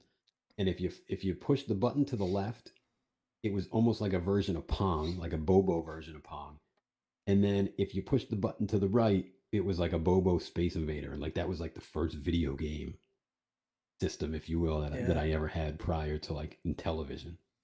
dude, it's wild because after the ColecoVision, then the Nintendo kind of came out, and I didn't get a Nintendo till deeper into its run. I didn't get a Nintendo probably till like 80, maybe like 87. I think the NES came out in like 85, like late 85. So it took me like 2 years to get one. And, and, and then, after that, then the Sega Genesis came out after that. And the Sega had just the best sports games. And that's what I was like really into, the sports games at the time. It really did. They like the hockey games for Sega. Yeah, I mean the NHL PA 92, NHL PA 93, classic, and then NHL 94 came out, and it was just like, oh, this is just the greatest game ever. Yeah, was that the year that Tony Amani was like a tank, and he would just barrel everybody and score a goal. Yeah, I think it was. And you had, so I always used to play with the Boston Bruins back then, with Adam Oates and Ray Bourque.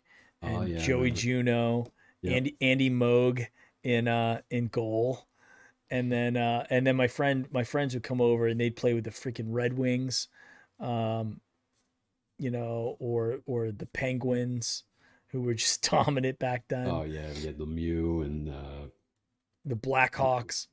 Yeah, the Blackhawks were just unbelievable, right? And then that was Sega, and. But I mean, the games were so damn good back then. I mean, they were like so bad. Nintendo but NHL still holds up. Yeah, it really does. And Nintendo for me, and I think I might even mention this on one of these shows a couple of weeks ago or a month ago, whatever. But I mean, I'll never forget my 8th grade summer. It was Mike Tyson's Punch Out all day, and it was right when Sports Center became a thing, like Chris Berman's back, like all of that stuff. Yeah. I'll never forget that summer. It was literally baseball, Mike Tyson's Punch Out, and so it was like 86. Yeah, it's like 86, 87. 86, 87. Yeah, right around that time. Yeah, I had it's just I remember back then when in the late 80s, early 90s, like how amazing Sports Center was, right? Because it was everything. Because you had, and still to this day, my favorite show on ESPN was NFL Primetime. It came on. Dun, dun. Yeah, it came on like right after, like the 4:00 games. A lot of them were still happening. Yep. That was the greatest show on TV. It was Berman, and Jackson and Tom Jackson, and those the Bills are circling the wagons. Those guys were unbelievable, and then the other guys like on like college basketball with Dick Vitale, it was just a magical time. I remember in the summers waking up and just watching Sports Center like all morning, like till noon, just watching sports and over and over and over and over and over. It was just on. So you just brought up, I'll give you a funny story. You just brought up Dick Vitale. And a guy that worked with my dad years and years and years ago, and he became a family friend. He was a great guy. He passed away probably about 5, 6, 7 years ago. But he was a Jersey guy. And Dick Vitale was his first cousin. And I can't remember how we stumbled across that little piece of information or whatever. And I was like, oh my God, that's like, because I mean, back then, like Dick Vitale was like, pass me the ball, baby. Like that, like he was like the guy, right?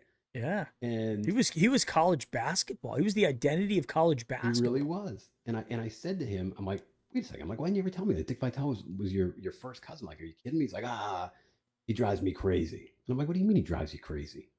He goes, the same guy that you get while you're watching basketball is the same guy that you get in everyday life.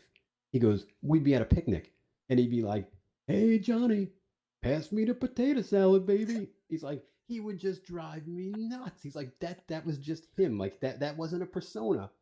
That was literally him. How he was. And dude, I remember it like it was yesterday, him telling me that potato salad story. And I mean, it's a classic. Oh my God. I mean, I can see it too. I can totally see that being like, this is not an act. No. This is me. Dick Vitale was trending on Twitter a couple days ago, and I thought he died.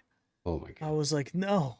I was like, Dick Vitale is like a national treasure. National treasure. And they bring back on this on the, I think is it what game is it? Is it the Sunday night game that they bring back? No, because the Sunday night game is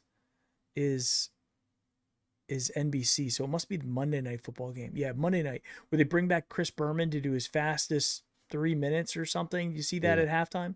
Yep. And they just roll him out of the old folks home and make him call a couple highlights.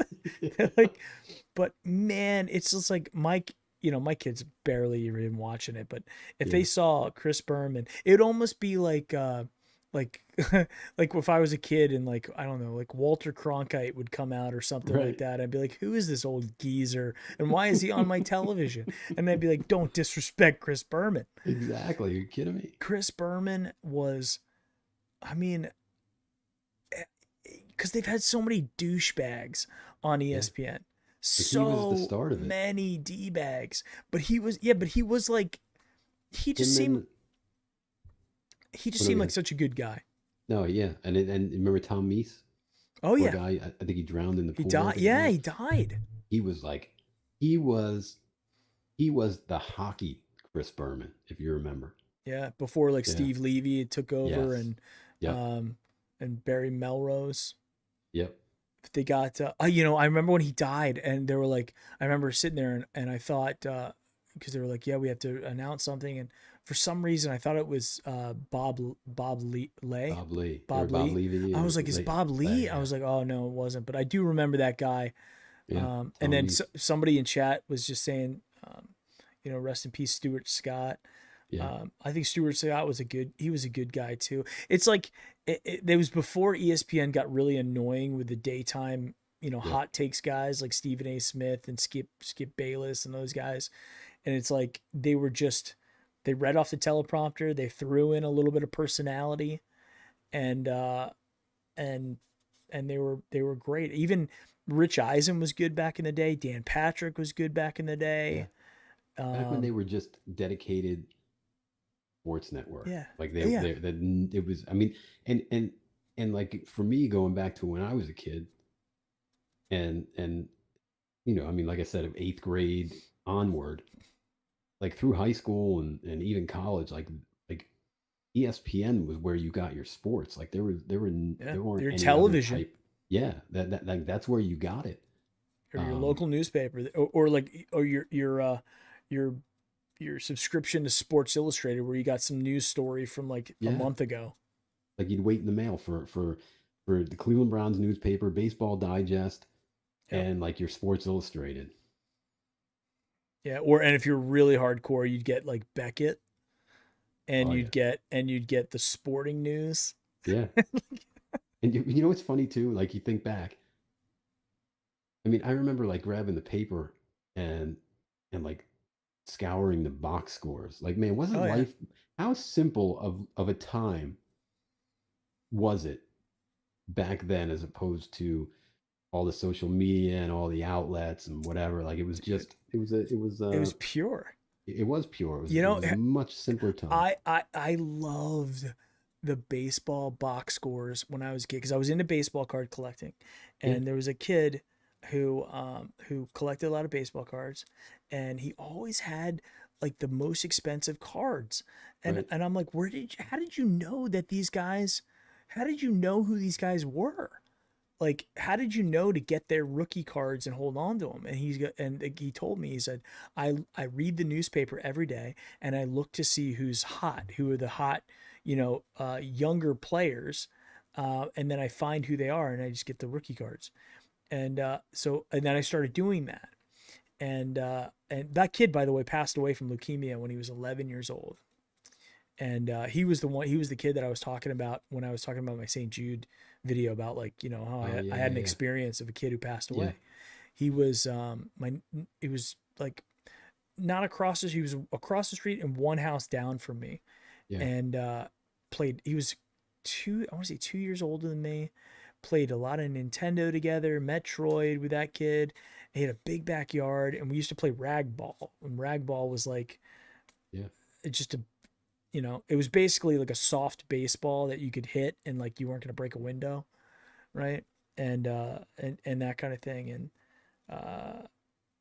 yeah, it was just, yeah, it was wild that the box score. But so I started getting into that, and when I was in high school, like early high school, so like my freshman year of high school, I used to get to school, and the teachers always had a newspaper in there, so I just sit down and just wait for my homeroom class to start, and so I went to high school in Harrisburg, Pennsylvania, and we had the Harrisburg Senators, which were a Double A team. They were Pittsburgh Pirates Double A team at the time.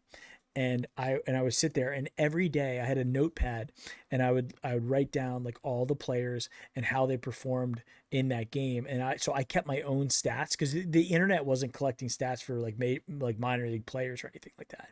It was, or if it was like 1994, and I didn't know how to get it. Well before smartphones or anything like that, dial-up internet, AOL, all that kind of shit. So I used to have a notepad where I wrote down all the players and how they performed in that game. And one guy that I was like, this guy is going to be a stud. I was telling everybody, I was like, you want to know who's going to be the next big thing? Right? You want to know who's going to be the next best player in Major League Baseball? This guy, Vladimir Guerrero. Vlad the Impaler. And because, dude, he tore it up in Double A. And just hitting home runs. He was batting like 400 or something. And that was the guy I remember. I would bet my life on it. I was like, this guy's going to be a Hall of Famer. And he ended up having a pretty good, I don't know if he was a Hall of Famer, but pretty darn good Major League Baseball career. Zupon says Dan Patrick was good on ESPN. You know who else was really good on ESPN? Who kind of left sports?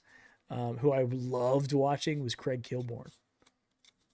Before I forgot he was ESPN guy. And Kilborn, so this is a weird thing, but Kilborn used to call, when he was on SportsCenter, he used to call SportsCenter the Daily Show. He's like, we'll be back with your Daily Show. So he used to call it that, and then he started off the Daily Show on Comedy Central, and he called it the Daily Show. And I was like, he used to call SportsCenter that. So all along, he wanted a show called the Daily Show, and he did it. So yeah, Gary Washington, Notre Dame guy. Vlad went into the Hall of Fame same year. Oh, so he did. Okay, good. I didn't know that. My money went into Rick Meyer. Holy crap, dude. Rick Meyer. Some of the stories about Rick Meyer when he was in Seattle, they would go into NFL games and they had like 4 offensive plays. That's it. They had 4 plays because he just couldn't remember anything. And I don't know if he had head injuries or whatnot. A kid who goes to Notre Dame and has a fairly successive career at Notre Dame. Right. You would think he'd know more than 4 plays. They were like, we had 4 plays. And they were just like it was a derivative of these 4 plays, and that was our entire playbook. Rick Meyer. Who else came? I think who came out the year that Rick Meyer came out? I'm gonna have to look that up. Rome Bettis didn't come out that year, did he? That would surprise me if he did. When did Rick Meyer get drafted? Now, unlike the year 2021, if this was back in the day that we've just been discussing, 1993, we'd be running for an encyclopedia right now.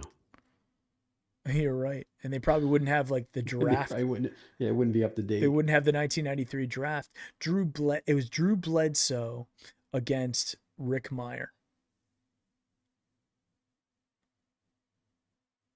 That was the draft. It was like, who are you going to take? Drew Bledsoe out of Washington State or Golden Boy Rick Meyer out of Notre Dame? And the Patriots pulled the trigger on Drew Bledsoe. Jerome Bettis did come out that year. He was picked 10th overall by the Wow. by the LA Rams. Pulled that one out, huh? Yeah. Michael Strahan was drafted that year. Wow, that was the same year. Looking at some like Will Shields was drafted that year. Hall of Fame offensive lineman for the Chiefs. Not a lot of Hall of Famers out of that draft, but quite a few names that people remember. People remember Garrison Hurst. Yeah. I remember him. Lincoln Kennedy, offensive lineman. I remember a lot of these guys because I had their football cards. Wow, I wouldn't have said. I would have thought Jerome Bettis would have been drafted later than that. Interestingly enough. So do you remember like? So when I see him on TV, I have to tell my wife about the Chris Spielman story. Yeah. You know, and I tell her, I'm like, oh yeah, you see that guy Chris Spielman who's one of the commentators. I was like, if you go to any Browns game, no matter where in the world you go, I bet you when they played in London, somebody was probably wearing a Chris Spielman Browns jersey. Oh, you know it. And because the preseason games down here in Tampa, I'm driving it the first time was a couple years ago with my dad, and I'm like, Dad, I will bet you $100 that we see a Chris Spielman jersey. Did he even play for the Browns? I said no. He never played in a regular season game for the Browns. But didn't he get injured he got injured in a preseason game, right? Yeah, I think it was a preseason game. Preseason game, but he was the big name, so a boatload of people bought that. It was before Tim Couch got drafted, and they wanted to get excited about somebody, and he was the big guy to get excited about. Towards the back end of his career, turned out to be the very end of his career, unfortunately. But yeah, there are still Chris Spielman. I almost feel like it's a jersey that I should buy. How funny would it be if like I went out and got a custom, like a new, maybe like a custom color rush Chris Spielman? I bet you could find a Chris Spielman jersey right now on eBay. Let's take a look. Let me see if I can find it with one search on eBay. All right, okay. And then I want you to tell me what the price is going to be. Okay. Didn't Natron Means went to University of North Carolina, and didn't Did he really? Yeah, he did. Natron refried Means? Oh wow, Ron Dane. Ron Dane was a Washington was a bulldozer for the Giants. Ron Dane. Was he a Heisman? Did he win? Ron Dane was part of the Thunder and Lightning, wasn't he? Wasn't he Thunder and Tiki Barber was Lightning? Yeah.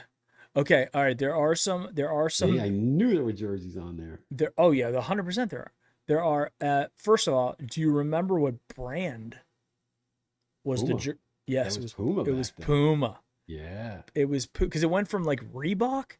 Did Puma? Did they make the? Did they make? Reebok was after Puma. You know what was before Puma, Mike? Apex. Yes. Yeah. Yes. It was Apex. Well, this is weird because I saw a Tommy Vardell picture that was on Twitter today, and he was wearing a Browns Reebok jersey. I have to go back and look. I could have sworn it was Tommy Vardell in a Reebok jersey. That's why I thought it was like it went Reebok. What the hell is Apex? What was the NFL thinking? I don't know. I could see the logo like it was yesterday. Because I do remember Reebok for a while. Joe Thomas and Brady Quinn were Reebok era. Yeah, trust me, I got those jerseys. So, but yeah, Puma, because I have a Tim Couch Puma. Yeah, my couch is a Puma. And I bought the Tim Couch later, well later. Like it was like within the last 2 years, I bought the Tim Couch for like $12. I'm like, I want an orange Puma Tim Couch, right? Okay, so the cheapest. Let's say, how much would you say the cheapest Chris Spielman adult? Because they also have youth, and youth is champion. Yeah. Okay. I would say buy it now. Cheapest price, not including shipping. Not including shipping. Geez, they don't even give you free shipping on that. Jeez. All right. Not on the one I'm seeing. All right. I'm gonna say. Oh, let me sort by lowest with shipping. All right, I'm gonna say as I'm thinking about this, I'm going to That's throw another one youth. out there for everybody. Prior to Jerome Bettis, who was the Notre Dame running back? Prior to Jerome Bettis, Prior to Jerome Bettis. Ricky Waters. Yes. He went Very to my good, high Mike. school. That's why I know. Did he really? He went to Bishop McDevitt. Yeah. Yes. Okay. He was the guy. He was like the big name who went to my high school, and never came. I think he might have came back once Once. or something, but he made all his money in San Francisco, and then we were thinking he was gonna, because our school was like literally falling apart. No central air conditioning. The weight room was, weights from like the 60s. Yeah. And it was falling apart, and then we were like, well, Ricky Waters is going to come back and give us some money. He never did. Never did. Well, he might have. I didn't know about it. But anyway, so stop. stop buying time. How right. much is the cheapest? Not include. I guess I could say like all in, but let's just say like the cheapest on eBay right now for a Chris Spielman Puma. All right. So I'm going to go out on a limb. Okay. I'm going to go with my first one because I feel like that would have been closer. I want to say that you could get that for the low price of $13.99. You could get a youth one for 16. No, you could get a youth one, champion for 18, a youth Puma for $16.99 plus $5.50 shipping. The cheapest one I could see here that's men's. Yep. Is a size XL. So I guess Puma wasn't doing the whole 44, 48, that kind of bullshit. They were all XL. They were just doing medium, large XL.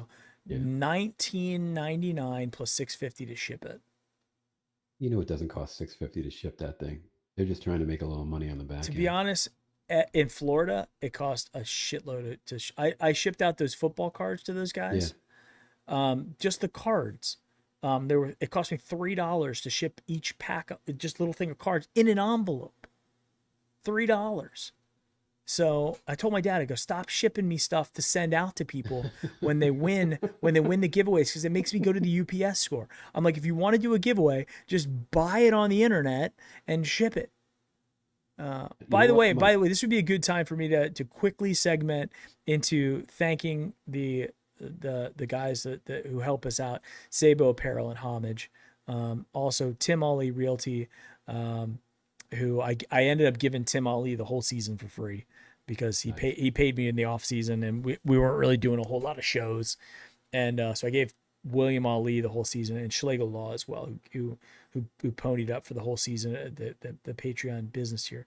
But as you could probably, as I'm sure we all saw, that guy who had cancer, that Sabo Apparel actually paid to fly him in. They paid for his flight, which I think is just, that's that guy Brian amazing. Who runs that company is just a genuinely good human being. And I know GV Art is awesome. Cleveland Clothing Co. is great. The guys at Homage is more of like a corporation, but still, good people. And, I'm sure there's a lot of other, Cleveland based t-shirt companies, because it seemed like for a while there, like Fresh Brewed Tees was going on for a while. Yeah, it seems like everybody in Cleveland had a t-shirt company. I have the Billy Manziel Fresh Brewed Tee. I've got the Johnny where he's doing this, where it's unlicensed, so it doesn't have the brown stuff. It's just Johnny going. And I also have the Tecmo Bowl helmet, Brown's helmet from Fresh Brewed Tees. Yeah, that's a cool one. That's interesting. That's a whole nother story with what happened to that guy. But the Sabo guy, I ended up buying a shirt from Sabo today. And then he writes me on Twitter. He sent me a message on Twitter. He's like, dude, you didn't have to buy it. I would have just sent it to you. And I was like, you've helped me out this whole season by being so cool and giving away t-shirts every week to the audience here. I'm like, it's the least I can do. I mean, you paid for this guy's flight. Imagine if you're, okay, it is morbid, but imagine if you're dying, and to be honest, besides like spending the last moments with my family, Mhm. probably fairly high up on my list would be seeing the Browns make the playoffs. You Yeah. know?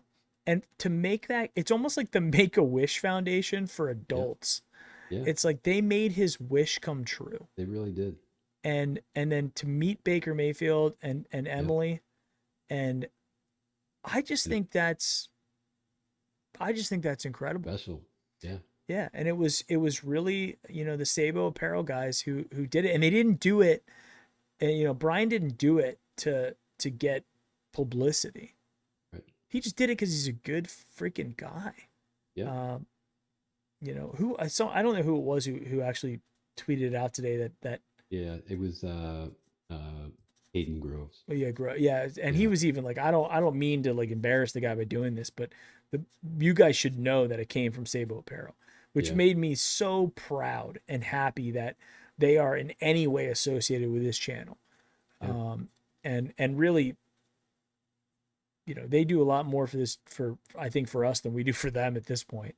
Yeah. By helping us and doing all those giveaways and stuff. And hopefully when I ever get up there to Cleveland to watch a game, when hopefully this pandemic and stuff is over, absolutely going to stop by there and take a bunch of pictures and thank them, get to know those guys a little bit better, maybe bring them something fun from Disney or something like that. Yeah. Like, here you go, here's something from my I guess transplant hometown now, so you guys can enjoy that. But really, really good people. So Yeah. it's just That was really that cool. was really and it's funny because you know if Hayden wouldn't have tweeted that out there, we would have had no idea like what a gesture that was. And just like you said, they're just genuinely really good people. Yeah. And it wasn't about trying to get a publicity or anything. Like it was a feel good story, and you want to help folks out, and that's what they did. And you really can't say enough about it. Yeah, absolutely. I'm looking at there's another Chris Spielman jersey on eBay. Rare vintage Puma NFL Cleveland Browns Chris Spielman football jersey. And this looks like it's almost might be a legitimate jersey. Yeah. It can't be though. But maybe it is, because that back then they didn't wear the jerseys that went all the way down and tucked in under their pants, So, and this is for $269.99. And it's got like the tapered arms, sleeves. So it leads me to believe it might be an authentic jersey. Could be. But How it much is has that one? no, but it has Puma NFL on the bottom of it.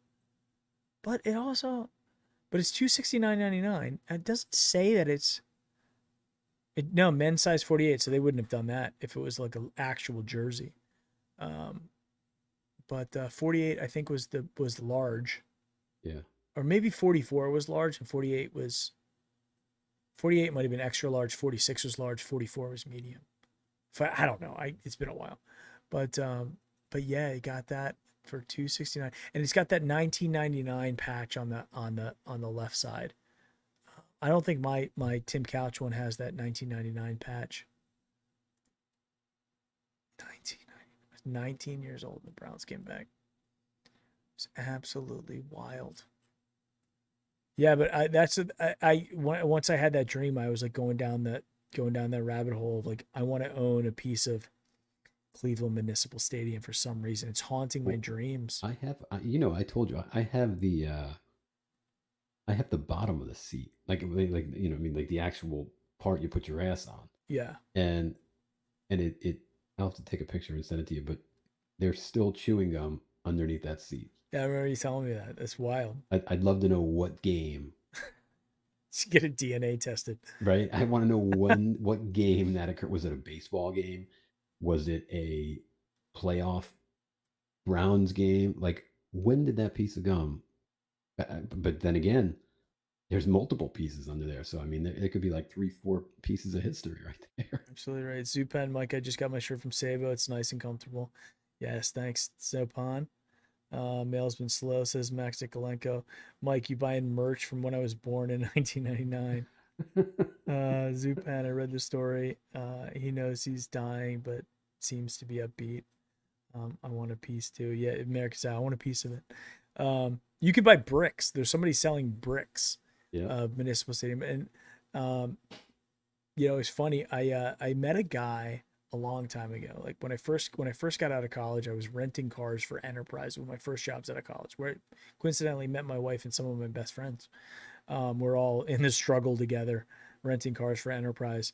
And one of the guys that I was just driving to pick up his car or something like that. Really interesting guy, and old man, and was telling me all these weird stories about how he was in jail and in a prison in Nicaragua, and just crazy life stories. And I just asked him, I was like, "What did you when you were my age, when you were 22 years old? What did you do? Like, what did you do for a living?" Because he was an older guy. He was like probably in his like 60s, and he said, "I sold the Brooklyn Bridge." So, you mean you sold the Brooklyn Bridge? Like you like went out there and sold it to somebody? Like, I'll sell you the whole Brooklyn Bridge. He goes, no, no, no. What I did was I was living in New York City, and they were renovating the Brooklyn Bridge. And when they were doing it, they would take all the scraps and they would just throw it into the river. It would just toss it in. And he's like, a lot of it was just underneath the bridge, just sitting there. So I would just go down there during the day, pick up the pieces, and then come up and sell pieces of it to people and the streets in New York City. Eat that up, yeah. And he was like, "Yeah, I was selling them." And then the city found out what he was doing, and they put an end to it. And then they started selling the pieces of the Brooklyn Bridge. So now when I see this guy selling, the old Municipal Stadium bricks, he probably just went down there when they were demoing it, and just collected a bunch of stuff and just walked away with it. Yeah. It I know we've talked about this, but that stadium was built in like 1931. What a relic. Yeah. I mean, from a I want to say Babe Ruth was playing back then. Like, you talk about stuff. I mean, the Beatles played that stadium.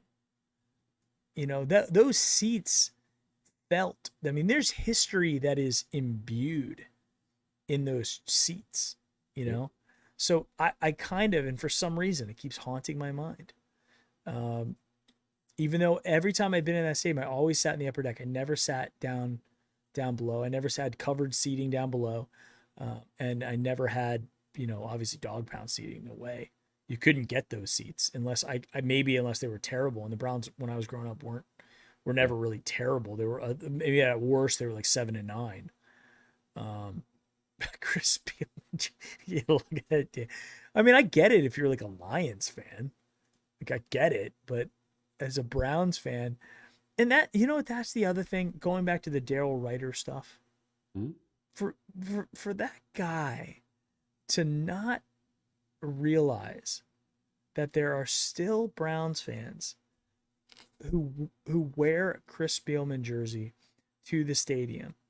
These are people who are probably from Cleveland, maybe transplants, if they're in a different city. And I mean, they're not going out there like you and me, like decking ourselves out in like brown stuff. These are people that own one jersey. They own one jersey. It's Chris Spielman, and they probably don't even know the history of it. They don't know that he never actually played a game for the Browns. Somebody gave him because they were excited about the Browns coming back, and they still break out that 20-year relic, to go to a game. Not a Joe Thomas, right? Not a Brady Quinn, bless his heart. None of those. He's breaking out the Chris Spielman, and for that guy to go on the radio and just shit on the team that coincidentally, like his entire livelihood depends on the people who cheer for that team to click and read the content that he creates.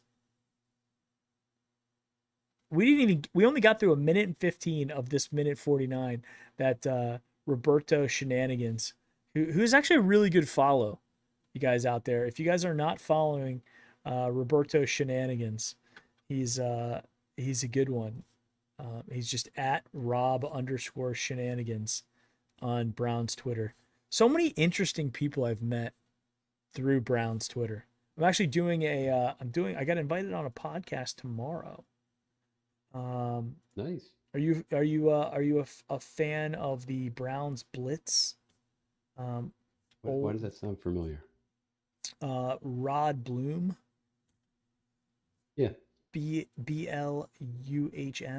Yeah, I know Rod. Yeah, so he's so I've talked to him. I don't think we've ever talked privately, but I've talked to him like obviously in public messages and retweeted some of his stuff and all that. So he reached out and he said he'd like to have me on the podcast Thursday evening, and I was like, nice. It's not Wednesday. I had somebody ask me like a couple weeks ago if they wanted to, if I was available on Wednesday. I'm like, no, I have my own. Available on Wednesday. I was like, I got the Wednesday show. Right? Don't you know? Ellis is in the house. Ellis in Orlando. Cleveland till the casket drops. Hey, By the Ellis. way, Cleveland till the casket drops is Ellis's. I mean, I don't know if he's officially trademarked it, but he should. That is his. That's his saying. And it's one hell of a catchy saying. It rolls off the tongue. I think it really hits. Right. I think it personifies what we feel as Browns fans. I feel like I could hear Machine Guns singing it. MGK. Yeah. I could. He probably does. Who knows? Yeah. Let me ask you this, Mike. Mm-hmm. As we talk about the casket dropping. Yes. If you had to be buried either wearing or in the casket, stuffing it in, because let's say like I would be pretty tacky if they like. Right. If you were displayed in. Displayed in a Chris Spielman shirt. Like Mike was a big fan, and his beloved number 54 jersey. Oh my God! How many people would be in the back of that funeral home? Like, look at this jackass. He's buried in this shit. I think you'd probably find more people who'd be like, "That's a real fan. He's still sporting the Spielman." Yeah, there'd be no in between. It would either be like that's the most raddest thing they've ever seen, or what an idiot. There'd be the guys in the background that maybe sat around you in the stadium, and they're just like in the back while they're doing the eulogy, and they're just barking. But if you had to be buried in one Browns jersey, who would you be buried in? Who am I spending eternity in? Yes. A good one. Casket dropping. They're slow. They're gonna shut it, and the light is gonna slowly. It's gotta be. Okay. It has to be like a stud.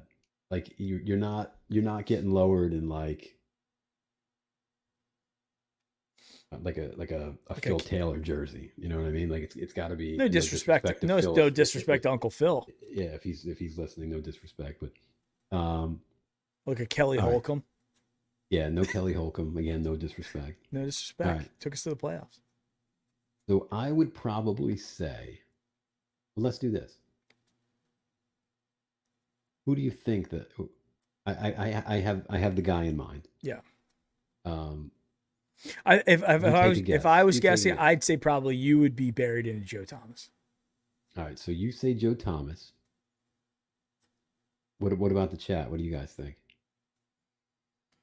Ryan Burlow, I don't know if he's talking about you or himself. He says Cribs. Definitely not Johnny. Although I do have have a Johnny. Johnny now. Jordan. So Ellis is going in with the 32. I was in the same vein. You got the 32 right behind you. You just pull it off the wall. I forgot about that. Autographed. Could you imagine someone would rob my grave? You can imagine that, like how that would be interesting. Like if they found you like 300 years from now, they're like what is this? This is like almost like a mummy. Like a burial tomb, and they pull you out, and you're wearing it's there's a number on it. Because society has collapsed at that point. Yeah, totally. Some guy, maybe he must have been a great football player if he's wearing his number 32 jersey, and he obviously signed it. This is Jim Brown. We took a morbid turn here, but All right, so the guy that I love Brian Brennan, by the way, but that's not the jersey. So it would Well, have like, to before you be, say it, yeah. is it a current Brown? Is it a recent like pre Browns Right. coming back, or is it older like historic Brown? I'll tell you what. This hint should help you guys. It would be a long sleeve jersey.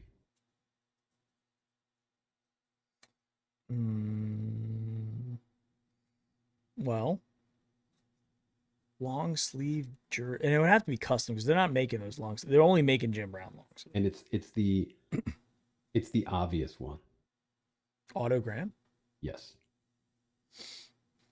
One of the coolest things that I was a part of, I have to say, and don't get me wrong, like I wasn't involved per se, but I was there, Laura and I, when they unveiled the Otto Graham statue. Mm-hmm. That was absolutely, With all his family around it.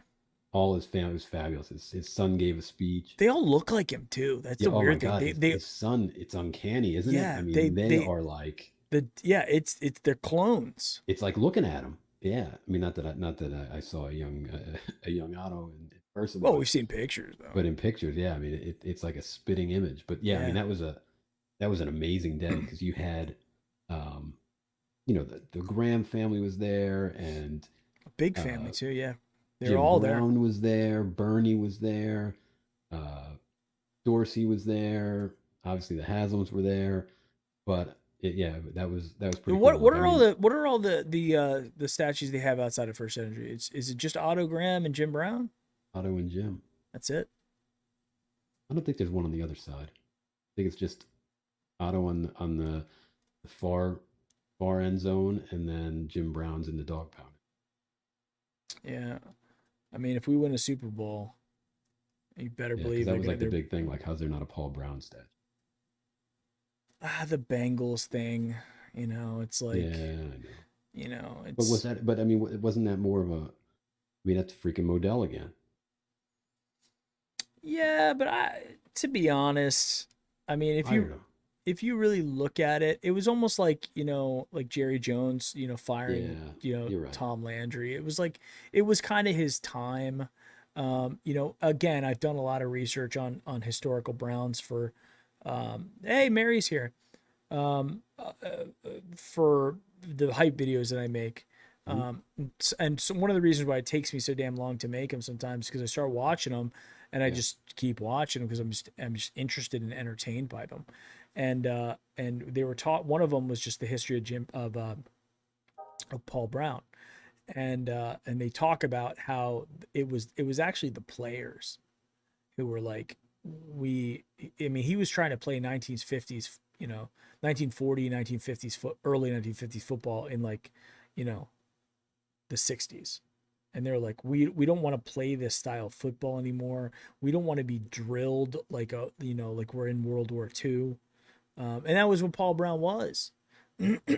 And, Paul Brown was a genius of his time, created the drop back pocket and, a lot of that stuff. But he, much like Belichick, you give Belichick a lot of credit for, for what he did in New England. But if you have Drew Bledsoe there instead of Tom Brady, I mean, who knows if you have this championship? I think Otto Graham was such an amazing athlete.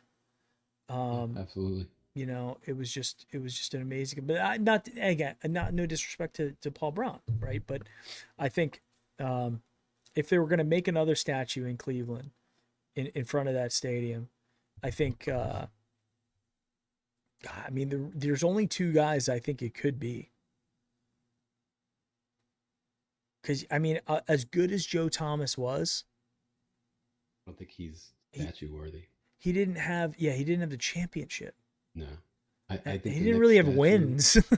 Yeah, I mean, to be honest, if you asked me, hey, who would be the next statue? I would tell you that it's got to be, it would be the equivalent to, and I know we bring this up on the show a lot, but it'd be the equivalent to the Eagles championship.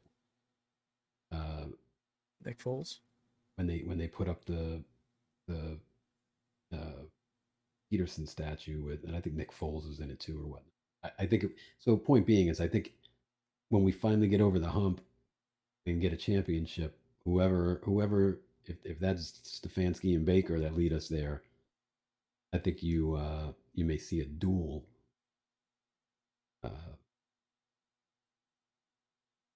statue. I don't know why I Yeah, couldn't get that out.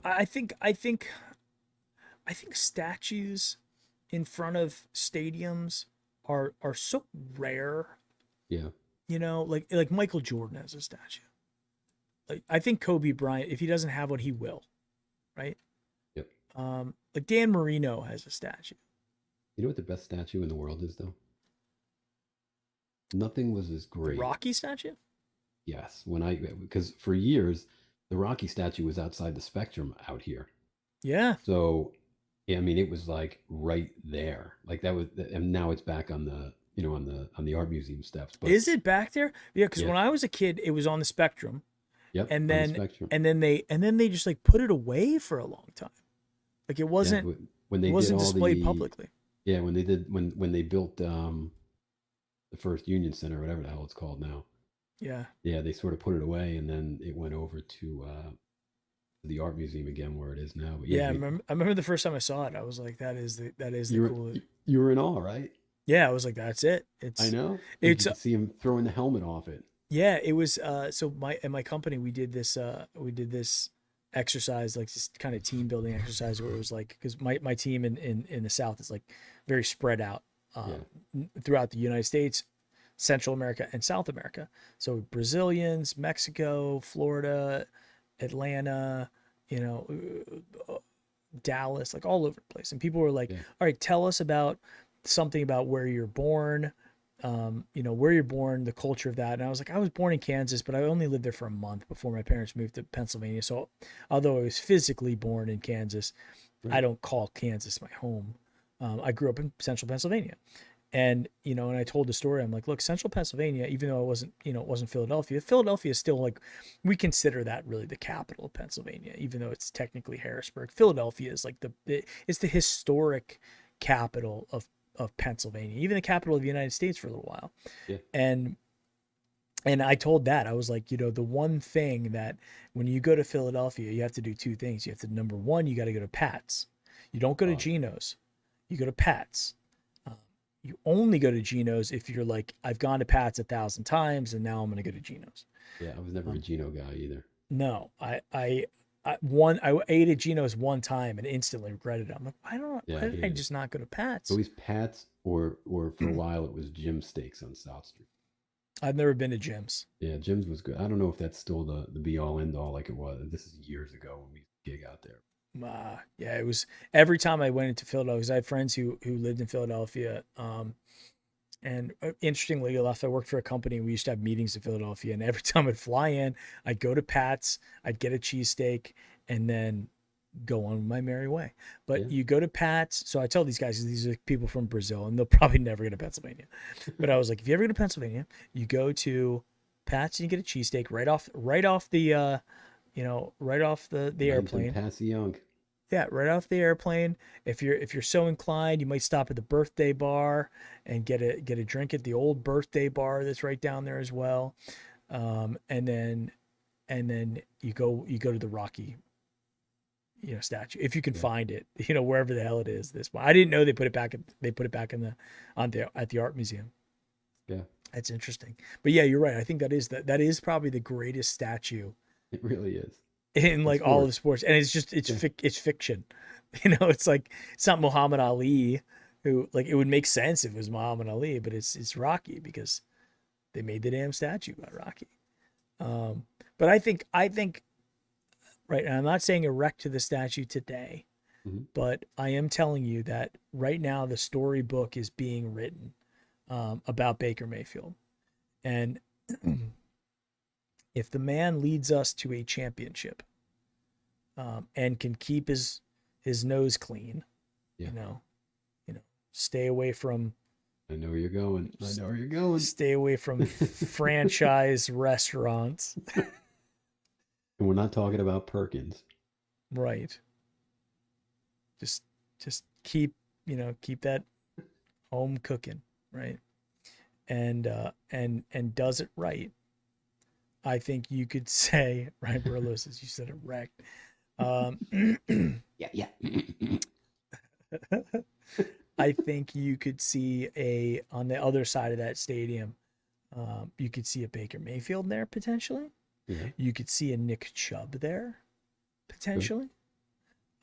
If Jarvis would have spent his entire career in Cleveland, again, you got to have championships. Yeah, you need the chip. You got to have that. If you're because Bernie would certainly qualify in terms of like the fans.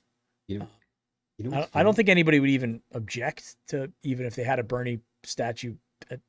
Yeah, just because. Yeah, but he didn't win it. It's interesting because you think, so we're talking statues. So if we guesstimate, Mhm. Tom Brady probably plays another 2 years, maybe. Really? You think like 2 years? I'll give him. Probably he does. Yeah, and it might be more. Who knows? But let's say he plays 2 more, right? At least 1, if not 2, depending upon what he does this year. So for the sake of the combo, we'll say 2 years. Okay. Then, like, is it weird now for them? Like, does he retire from the Bucs, and then do the Patriots immediately, pull him back up to Foxborough and do the 1-day bullshit? Right, and retire his number? Do they still do that? Eventually get a statue. Like, how does that work? Like, he's sort. I think he's definitely statue. But has he burned the bridge? Like, is that going to be like? No. Is that going to be like a little bit of bad blood for a little while? And how many rings does he have? 5 or 6? 6? Doesn't he have one? He at least has 5. I think he has 6 because he has one for every hand, every finger, and his thumb. Right? Yeah. I think. Let me just Google it real quick. Or is it 4 in the thumb? How many rings does Tom Brady have? 6. 6. This dude's got 6 rings, and he went to the championship 9 times. 6. He won 6, but he went 9. And if he could have 9. Yeah, and if Tyree doesn't catch that ball on his head, I think it was Tyree. Yep, he has 7. He has 7. They should have won that game. And then the other 2 were to the other one was to the Giants. Yep. He lost twice to Eli. Yep. I don't know. I think the Boston fans, because he didn't leave and with 2 fingers in the air. He was just like I'm good. I just wanna leave and try something new. I mean, that's all it was. I don't think it was any disrespect to the New England. I don't think New Englanders weren't burning the jersey like LeBron. Right.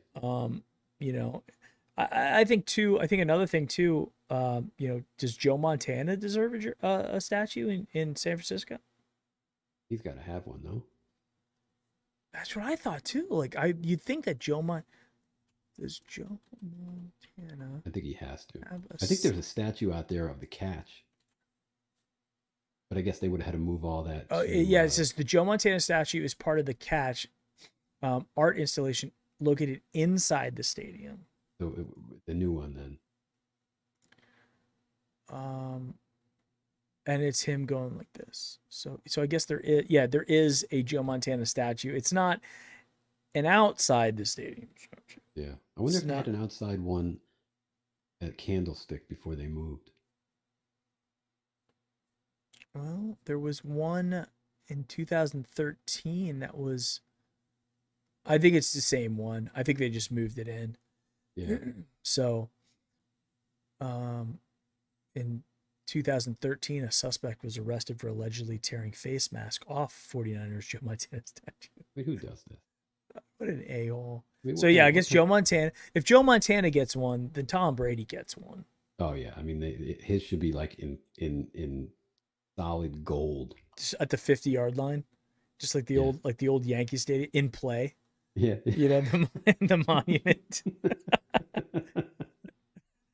I don't think there's a Barry Sanders statue. Supon says Deshaun Kaiser just needs a statue.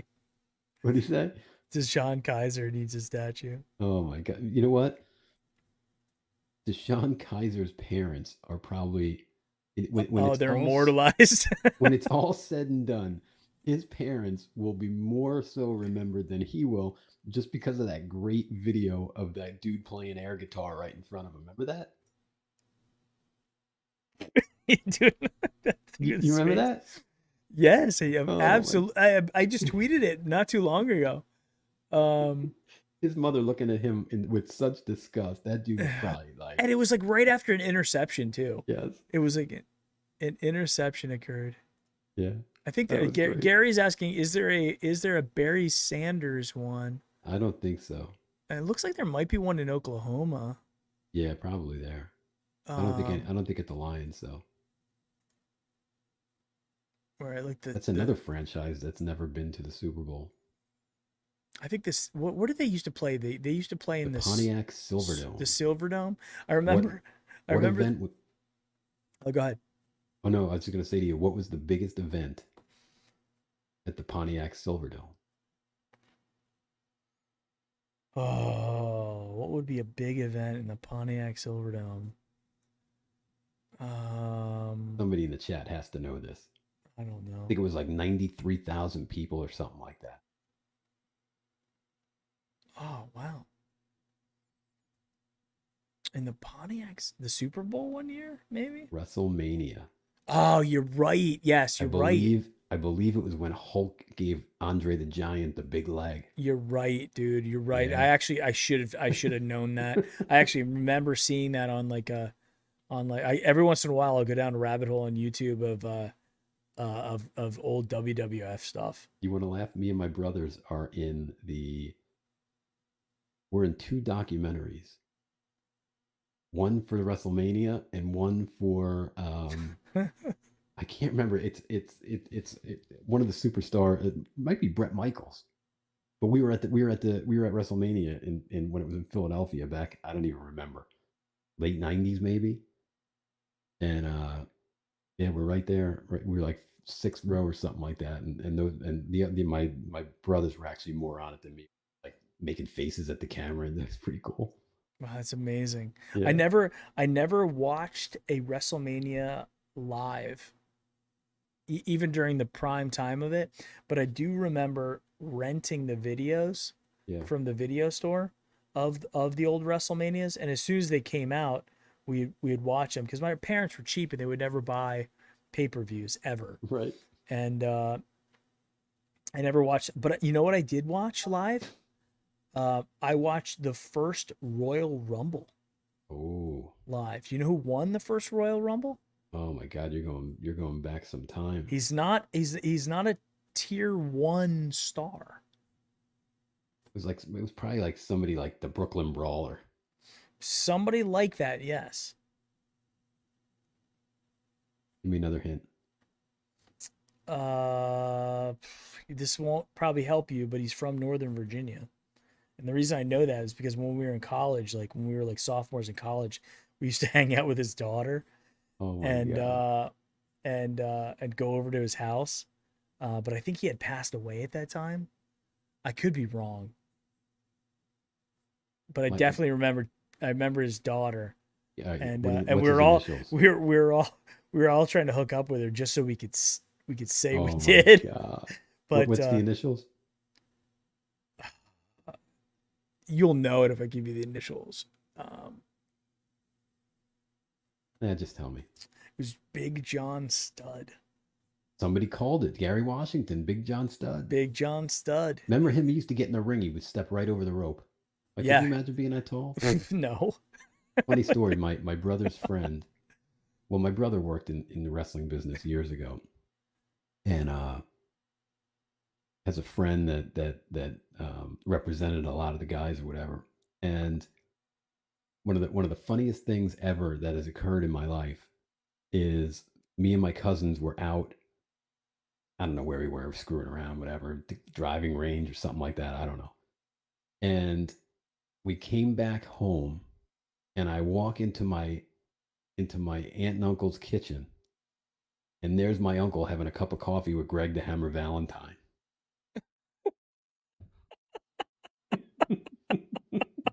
Were you like, what the hell are you doing? My brother's friend had come over with the hammer, and like they were like they're I mean they still talk. I mean they're still good friends and stuff. But yeah, but he was with the hammer that night, and they came over to visit, and his friend lives about 15 minutes from my aunt and uncle's place. And he's like, oh, let me stop by to, we're in town and whatnot. Yeah, sure enough, I come in, there's the two of them having I'm like, wait, what? That's unbelievable. Mario G pulls out the 1-2-3 kid. Oh my God, dude, that was one of my brother's favorites. The 1-2-3 kid. The kid. Okay, so the 1-2-3 kid he was just I remember because I watched a boatload of wrestling. This is like 1992, 93, right? And I mean, we watched every wrestling event we could, and had all the video games and did all that shit. And I remember me and my friend, we'd see this guy, and every time he would lose, he would just lose every match. And we thought he was like one of those throw-in guys that they're like, okay, we've got, Bret Hart's got to go out there and beat the shit out of somebody. Like it's going to be you, and you go out there and do it. And so we're like, God, this guy sucks. And we're like, we knew every time. And the WWF used to come to Hershey, Pennsylvania. They used to have one of their like untelevised events, like in Hershey.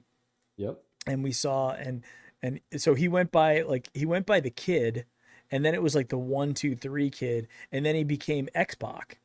Yep. He became freaking X-Pac, and everybody's like, dude, X-Pac is awesome. We're like, no, he's not. He's the 1-2-3 kid. Ladies he and gentlemen, children of all ages, D-Generation X is proud to present to you the tag team champions of the world, the Road Dogg Jesse James, the badass Billy Gunn. Remember that? Yeah, of course I do. Of course I do. Did you see that? I didn't know this. This is a weird thing, but I didn't know that James Laurinaitis' dad. Yeah, it was it was one of the. Yeah, I didn't know that. I didn't know that until like I think Homage did something about it. I was like, wait, what? I did not realize that. Did Laurinaitis ever have? Did he have a good career in the pros, or did he just kind of fizzle in the pros? Nah, he fizzled out. Because I remember AJ Hawk had a good career in the pros. AJ Hawk, yeah, he was solid for it. Well, it was. Him and Clay, he got overshadowed by Clay Matthews. Yeah, absolutely. That's exactly what I was going to say. He was sort of like the, he played well, but. Yeah, but the weird thing about that was like Clay Matthews, I mean, he was basically a backup linebacker in USC. He wasn't the star, and I can't remember who was the star of that USC. They had really good linebackers back then, and I remember sitting there, and Clay Matthews is still available. And then they were saying, well, Green Bay took him like 17 or something like that. And they were like, oh, that's a stretch for him. And I'm like, the Browns could have taken him. Wasn't that the year we dropped down like 100 times and took the center?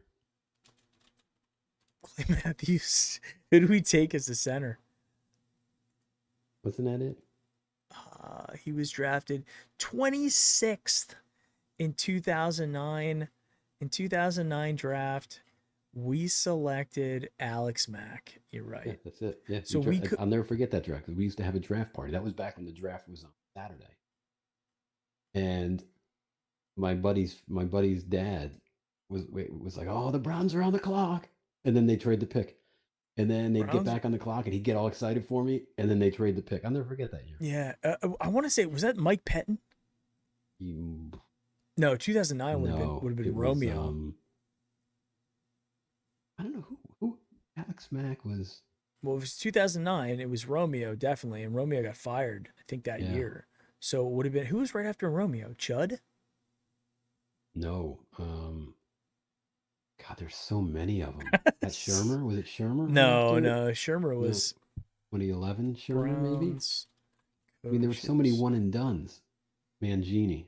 Yes, it was Mangini. Oh, yeah, it was Mangini. Yeah, he sucked too.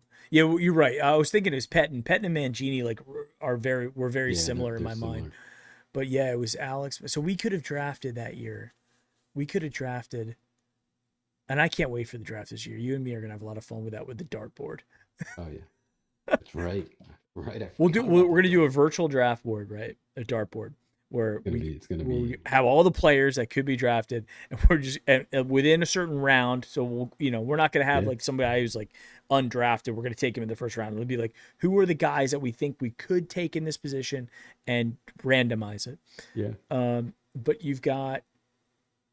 That was the year we had a chance as the Browns. I don't know where we originally. Okay, we originally drafted number They five. just kept. Yeah. That was the, what do you call it, year? That was. Wasn't that a receiver? A receiver. Was it? Didn't we trade that pick and they took a receiver at that spot? Oh, they took Mark Sanchez. That's right. It was the Jets. The Yes, Jets took the Sanchez. Little did they know the butt fumble would be right in front of I them. gotta tell you though, Mark Sanchez, who was very it was very apparent that he was mediocre really early on. But I mean, they had some good teams. The Darrell Revis teams. Yeah. Yeah, I want to say Brian Cox was on those teams too. Yeah, that was Brutal defenses. Rex Ryan. Rex Ryan, yeah. Rex, yeah. So you had Sanchez that was picked then. I really wanted us to take Brian Orakpo out of Texas. I was all over Orakpo. And that was the time where I go, oh, I can do this better than the Browns.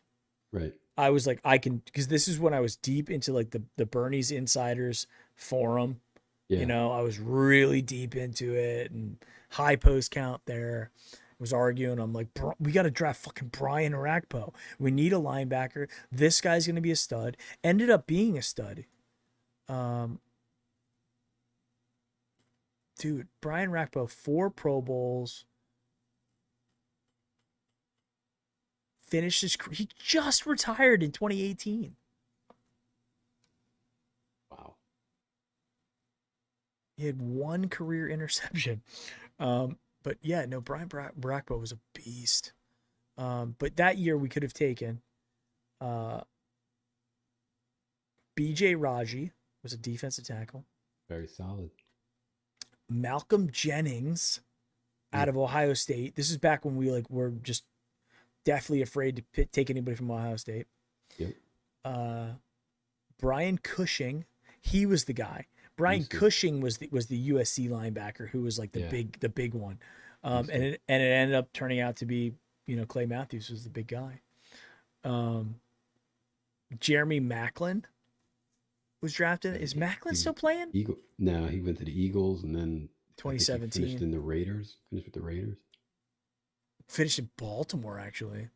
Yeah, I do remember that. He had 40 catches that year. That's like a pretty good Browns receiver season, 40 catches. Yeah. And then Alex Mack. Right after that, Percy Harvin, who was amazing. Vontae Davis, Eric Wood, center. Hey, you know what's funny?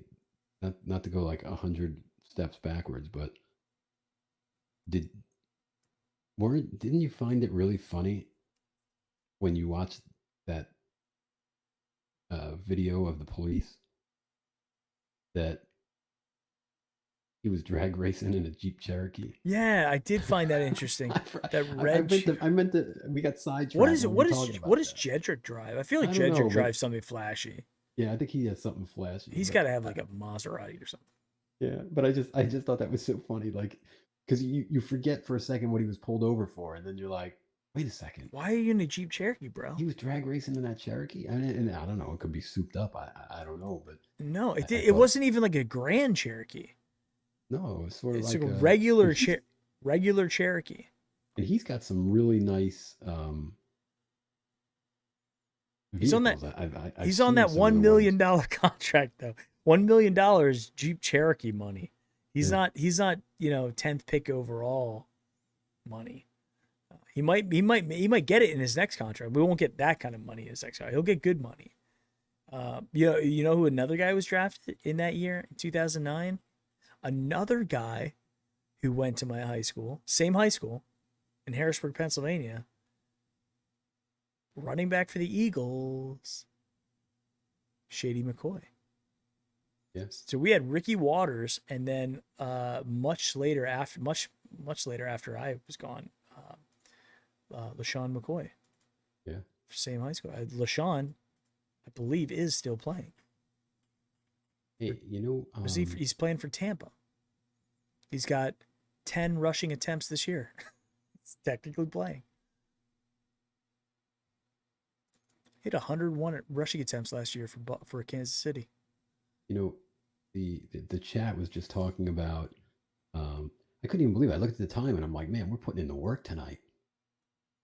I've been at it for 2 hours, 48 minutes. Yeah, We went way off topic from shitting did. from shitting But on from Daryl Ryder to where we are today. to where we are now. What I was going to do is, because obviously we'll probably wrap it up here in a minute, but I was just gonna go. In the chat they were talking about Josh Allen or Baker, and Josh Allen runs more than Baker or whatnot. But if you remember, I believe it was last week that I was talking about how I felt that the previous regime sort of shell shocked him from running, and we were starting to see a little bit Yep. more You of the called runs it. come through.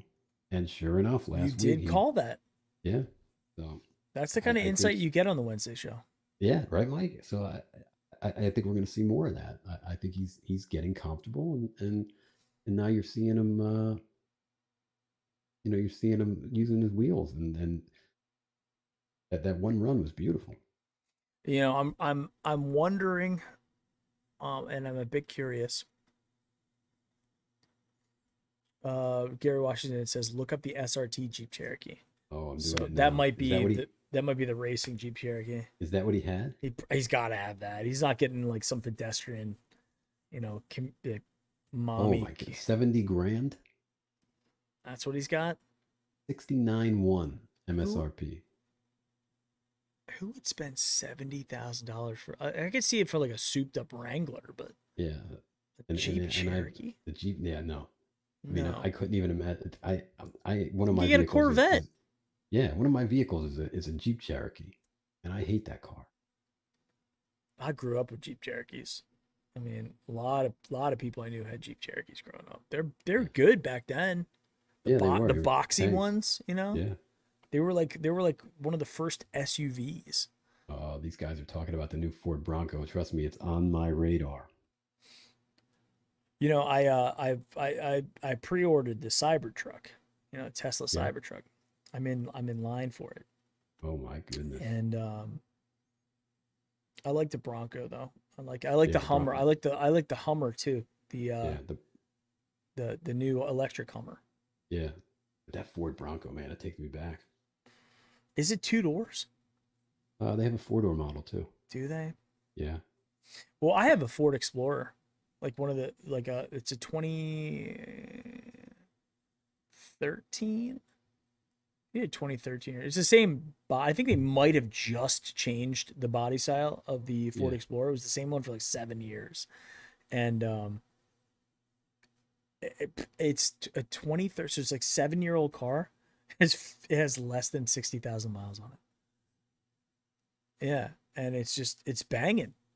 So I was like, well, it's tough for me to go from no car payment to car payment. And I think, and I don't really feel like just ripping out $60,000 cash. Yeah, I have 2 car payments at present, and we've been working home, so we've been virtual. So That's what I'm saying too. And I'm like, it doesn't make sense. no. I mean, I like cars. Don't get me wrong. But I'm not Yeah, I'm a car guy. If I told you how many cars I've had in the past 3 years, you'd probably throw up. I want to unpack this. I know that we're getting deep into the show here, but I mean, I don't even know where to begin. oh, you lease them, or you buy them and then trade them in after taking the depreciation? I do it. I do it all. I'm not gonna lie to you. I do it all. But So- I've gotten to the point where now I'm like, you just gotta lease them because it's ridiculous. But I mean, I don't know. I don't even know where to begin. A couple of Cherokees, a few Wranglers. I mean, the list goes on and on.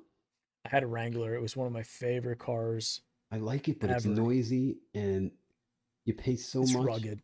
And there's like, it is rugged. I will give you that.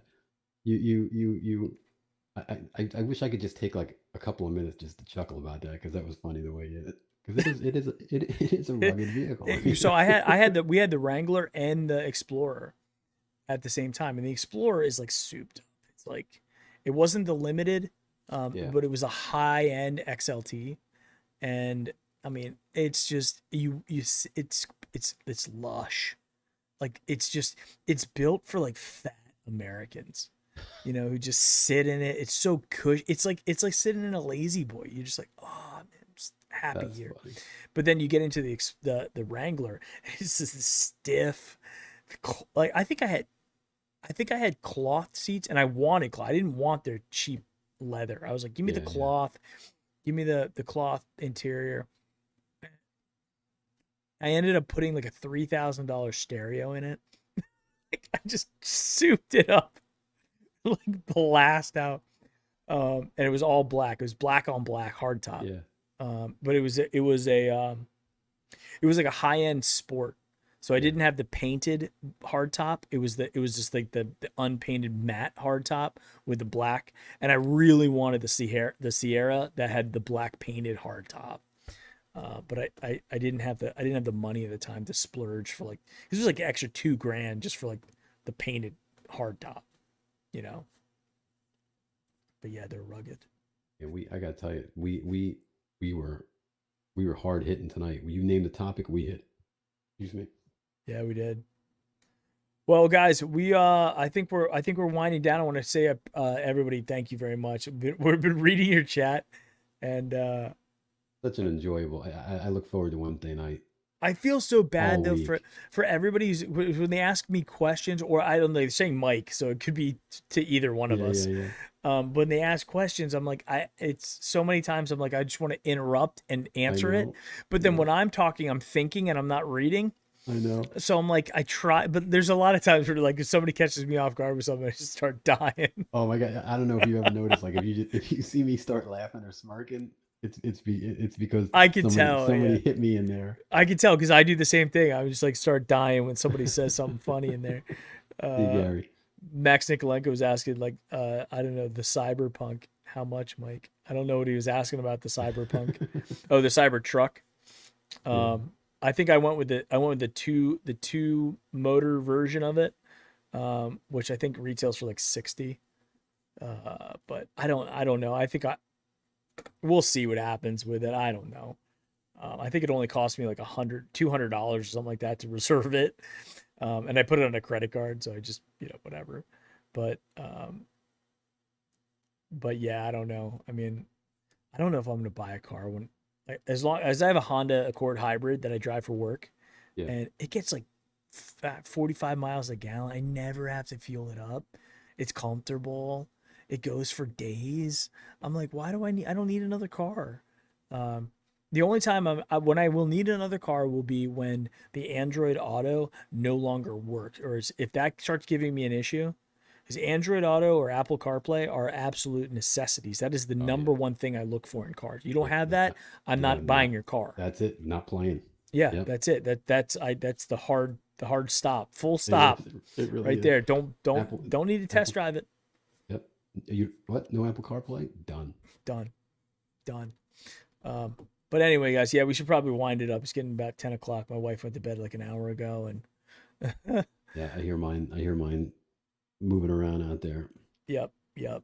So appreciate everybody. Thank you very much for joining us for another episode of the Wednesday show. Mike, your score real quick. Oh, the score for the playoff game? Yep. I don't know. I suck at these. I'm gonna say we score. I'm gonna say, what was the score of the game last week? 24. 22. Wow, that's weird. My prediction. Let's say I'm gonna say it's the same score. 22, 24. 22-24. Browns. Or was it 24-26? Browns. It was 22-24. You're right. So I think it's gonna be 22-24 Browns. Just because I'm terrible at it. Like, I've never even come close to picking a score in anything. So you're 24-22. Yes, Browns. I shot my shot on Twitter today. 24-21. Okay. Comes down to Parkey, splits the uprights on a 38-ish, 37-yard field goal. Well, I mean, if you're gonna call it Parkey kick, you should at least say he doinks it and it still goes in. I can't. That'd be too stressful. I can't do it. He's going up. It's 21-21, and there's 3 seconds left. Browns call timeout. 3 seconds. Snap the ball, and you're yelling, "Doink it! Just doink it!" My dad will be here. My dad's coming up. Oh, nice. Yeah, so we're able to watch a Browns playoff game together. I don't know if we've ever watched it. Well, no, maybe in maybe the 94 game. Yeah. But we definitely didn't watch the 2002 game. I was flying from college down to Florida. So I watched half the game in my layover in Charlotte. And I was watching that game. So I didn't watch that Browns game with my dad. But this one, we will be able to say we watched the Browns game together. Parkey, single doink for the win. That's it. Yeah, that'd be amazing. But all right, cool. We got our scores. Ready to rock. We'll talk on Twitter and all the other messaging apps and jazz that we've got today. Guys, thank you again, everybody. American Saxon, Ryan Burlow, Zupon, Max Nikolenko, X-Men Avenger, Gary Washington. Next Gen is here. Who else did we got? I saw Mary was here for a little bit. AW was in the house. Oh my gosh. Nick was on earlier. Mick the dog was here. Yep. Ara was in the house for a little while. Sorry I didn't get to say hello to Ara. By the way, do you guys like the chat coming through where we have the little chat window there? I'm just curious if people are digging that. I like it because it makes it easier for me to read and still, so I'm not looking off to the side. I can just like look right there. Yeah, appreciate all you guys being here for this. Absolutely. And we will be back on Sunday night. We'll probably go live. Oh, geez, what time? The game starts at 8:15. I think my dad and I will probably go live at 6. Yeah, we'll probably go live at 6 o'clock. I don't think I have any special guests planned. My dad's trying to line up Leroy Horde. Oh, that'd be cool. To come on. The guy, one of the guys who came on for the Titans game, Mike Muhlenfeld, who's a big Titans fan. He's really close personal friends with Leroy. Nice. So he was like, yeah, I can get Leroy to come on your show. Boom. But I was like, I don't know if we want to have Leroy on. Like, I mean, not because I don't think Leroy would be awesome. It's just that, I mean, this isn't an interview show. Yeah, no. So I'm not an interview guy. Yeah. But you never know. Sometimes you get good mojo with people. Sometimes it's like, meh. But maybe if there's some miracle, maybe we have some. But either way, it'll still be good. My dad will be here. I'll set him up in the other room. Be good to go. And then we will we'll come on for the post game. It'll either be the last post game show of the season, or maybe we come through if our predictions come in true. Yeah. And by the way, last thought: if we do win this game, the amount of shit that Daryl Ryder is gonna get.